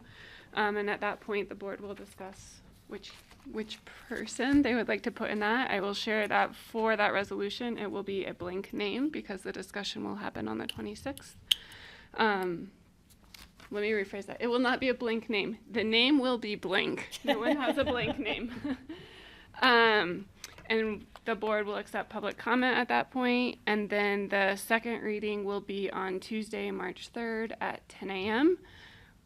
With a public hearing. And then we have set for the oath of office to be at the courthouse steps at noon on the 3rd with the new commissioner ideally being seated and joining the work session for Tuesday, March 3rd. But the public comment is just for not the candidates, but for anybody who wants to talk about the candidates, right? They're not going to come up and Correct. talk again. Yeah. Okay. It's up to the board chair, but we have left it as public comment for anyone to speak. Excellent. Thank you. Thanks, Kara. We're And gonna I will move- do my best to get back here. If not, we'll figure something out. We're going to move on our agenda and review the future. So this is the soothsayer portion of the afternoon. Thank you guys again. You guys have been great. Really appreciate your time. Thank you. Well, it's printed material.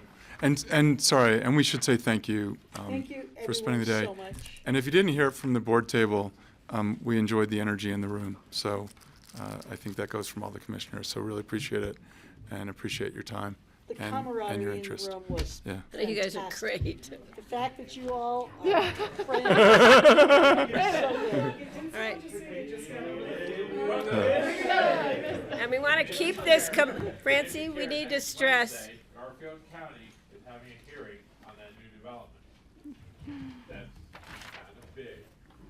6 o'clock to 9 o'clock for public comment at CMC. The one up on the top, No, Harvest, the one that's right on the highway. oh, where Bear Ranch used to be. Yeah. Thank you. Thank you. No, you have to return it now. No. Still never came. Yeah. And Francie, we want to continue the camaraderie on the 26th when we're getting down to the Thank you. nitty gritty. Thank you. So what? Thank you. The 26th, we want to continue this camaraderie. That's really great. And- It's amazing. Yeah. And grassroots, we're going to try to continue and go into review of future sessions, but we just lost our interim county manager. She's coming back, she's just talking with Rob about something. Hey, grassroots, is it okay? We'll take 5. Let's Yeah. just bring it. We're ahead of schedule, so.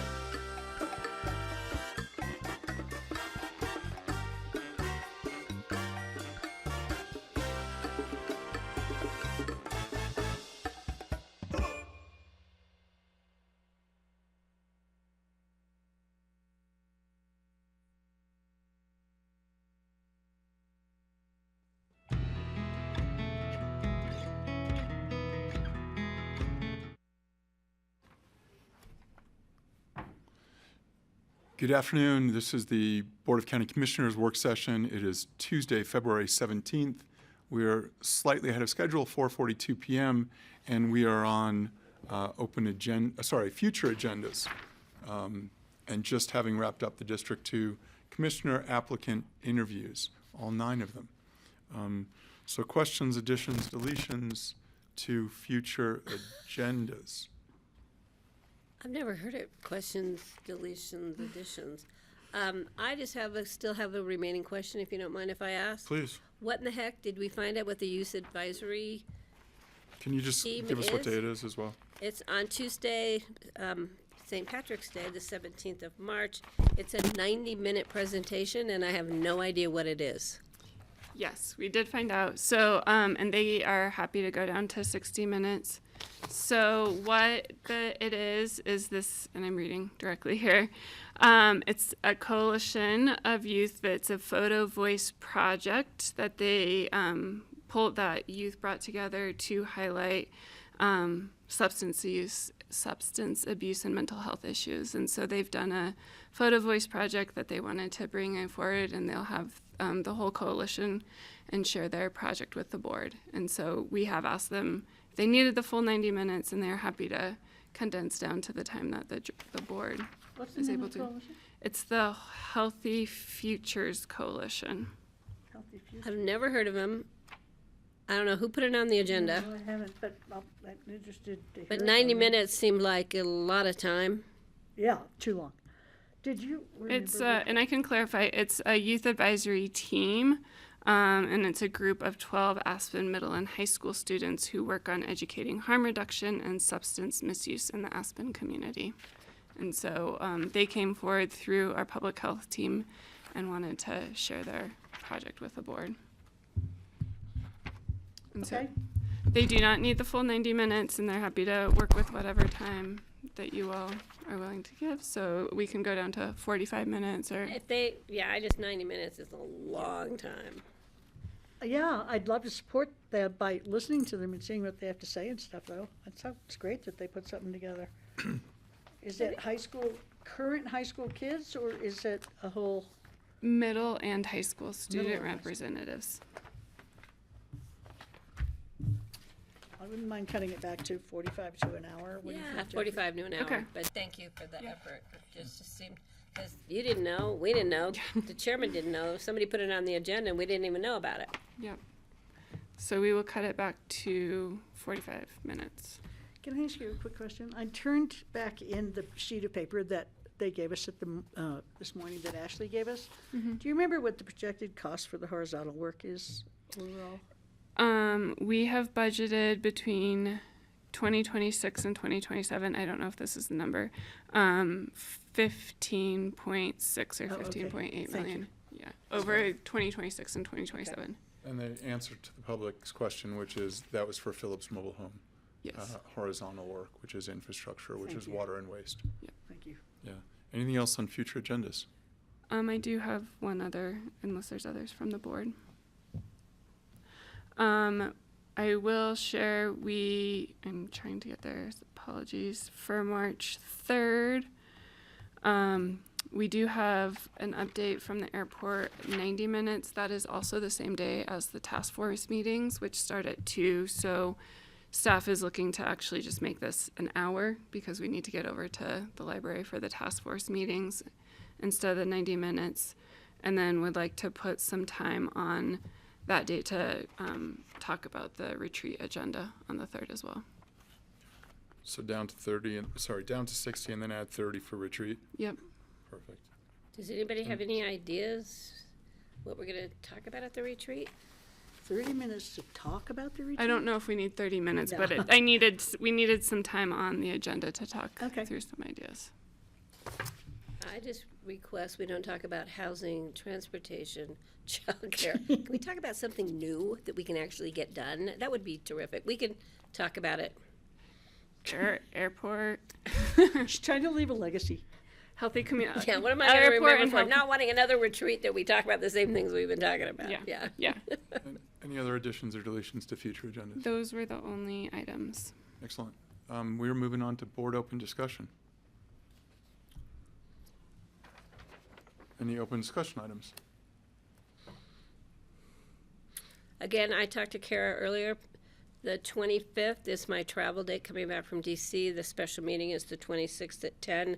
Between weather issues that have been happening around the country, hopefully I'll get out of DC in time. My flight schedule is better than I thought. I should be back in Eagle by like 3 in the afternoon. I thought it was going to be like 9 at night, which would be really iffy. So if I get a glitch because of planes not getting to O'Hare to bring me to Eagle, I will let Kara know, and I'll figure out how to zoom in from Chicago or someplace. We could also just call in and we could prop your phone up. We'll figure something out. Yeah. But my goal is to get back here in time for That'd be great. the special meeting. Get your photo on a popsicle stick if we have to. Yeah. Yeah, at the gift shop in Chicago at O'Hare. And hopefully we did need to remind Greg to watch this meeting today because I want to make sure that he had the opportunity, because I thought the interviews were awesome. He will. Yeah, and if people have not seen, Kara wrote a 10-page memo that included the spirit of Mr. Peacock in it as well, but it was given to each of the applicants, and it was 10 pages. It was an excellent overview. That you wrote? I mean, I'm really good at copying and pasting and revising. It's pretty wonderful. It was a really nice intro to folks Did you go to one? applying. No, I asked for what she shared, so I knew what the applicants had seen. I'm happy to share it with all of you if you'd like. Yeah, I think it's worth sharing with the board. I think it was a wonderful overview. So I appreciate that you brought in other parts and elements from the organization. And there's a letter we're supposed to review that's supposed to accompany the survey, was that? We just got something from Allison. Oh, you do have, I believe Allison has shared a draft letter, press release letter, Yeah, I thought it was actually good. I was fine and with it. survey that the They board sent is it in sending out. formats that I can't You can't open the open. questions. But the letter was Oh. good, but you can't open the questions. Okay, It shows blue, but it actually is not a link. okay. Yeah, I couldn't even I'll get have the letter. all of them send can it to open you a in a I don't do PDF. Google stuff. I do Word or PDFs, and they always send me. You don't do the drive. No. Well, it was a good letter, I thought. Her writing is always good. Okay, then I'm just gonna take Francie's literary educational word for it. Rather than get And frustrated with trying to open it on a system I can't And open. approve Allison's Yeah, letter. yeah. Did you like it, Jeffrey? I do. Okay, then we're good. Yeah, and the only other open discussion item that I have, there was a request by Patty to draft a letter for the Wildfire Resiliency Code Board. I drafted that with Abby and circulated that to Suzanne and to Jeff Erickson. So, and I sent it to Patty. I'm happy to send it to Francie. Abby Cheney? Abby Cheney, yeah. So she was my muse, or I was her muse in drafting that letter. And the goal is for that letter to appear in a periodical around the time of the first reading, which is next week. It's just mostly so the public knows what we're doing, so they don't go to get a building permit and find out we have a new code and it's gonna cost them $1 bazillion and they're not gonna be able to build their 2,500 square foot home. What was the letter that we got this morning that goes to our delegation? It was about something in the White River National Forest. I didn't No? get it. What? It was sitting on our desk. Where'd I put it?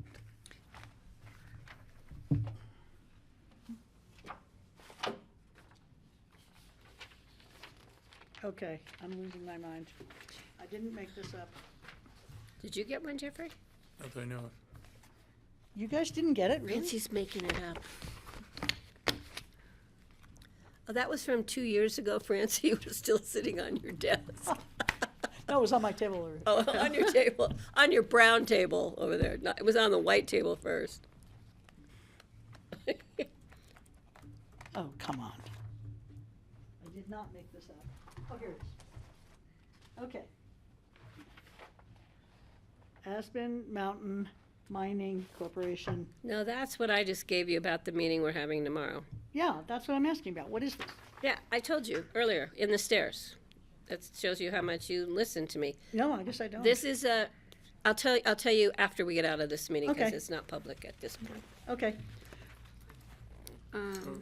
Any other I open I discussion do just items? have Okay. one, and I probably should have said it during future agendas. So, I've been working with the city and the fire district and emergency management, and the city is requesting kind of a coordinated wildfire season situational update to city council on March 16th. That will include an update from emergency management, fire district, and Angie, I can't think of Davlin, what's the organization she's Roaring with? Fork Wildfire Thank you. Collaborative, It was- Angie Davlin. Thank you. Yes, from the Wildfire Collaborative, and was talking about putting a similar update on the board's agenda in middle of March if the board is interested in a wildfire kind of situational Do it at update. our retreat.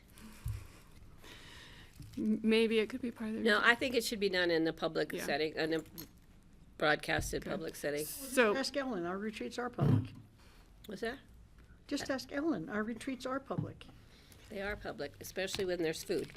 so we'll work on whether it's right after.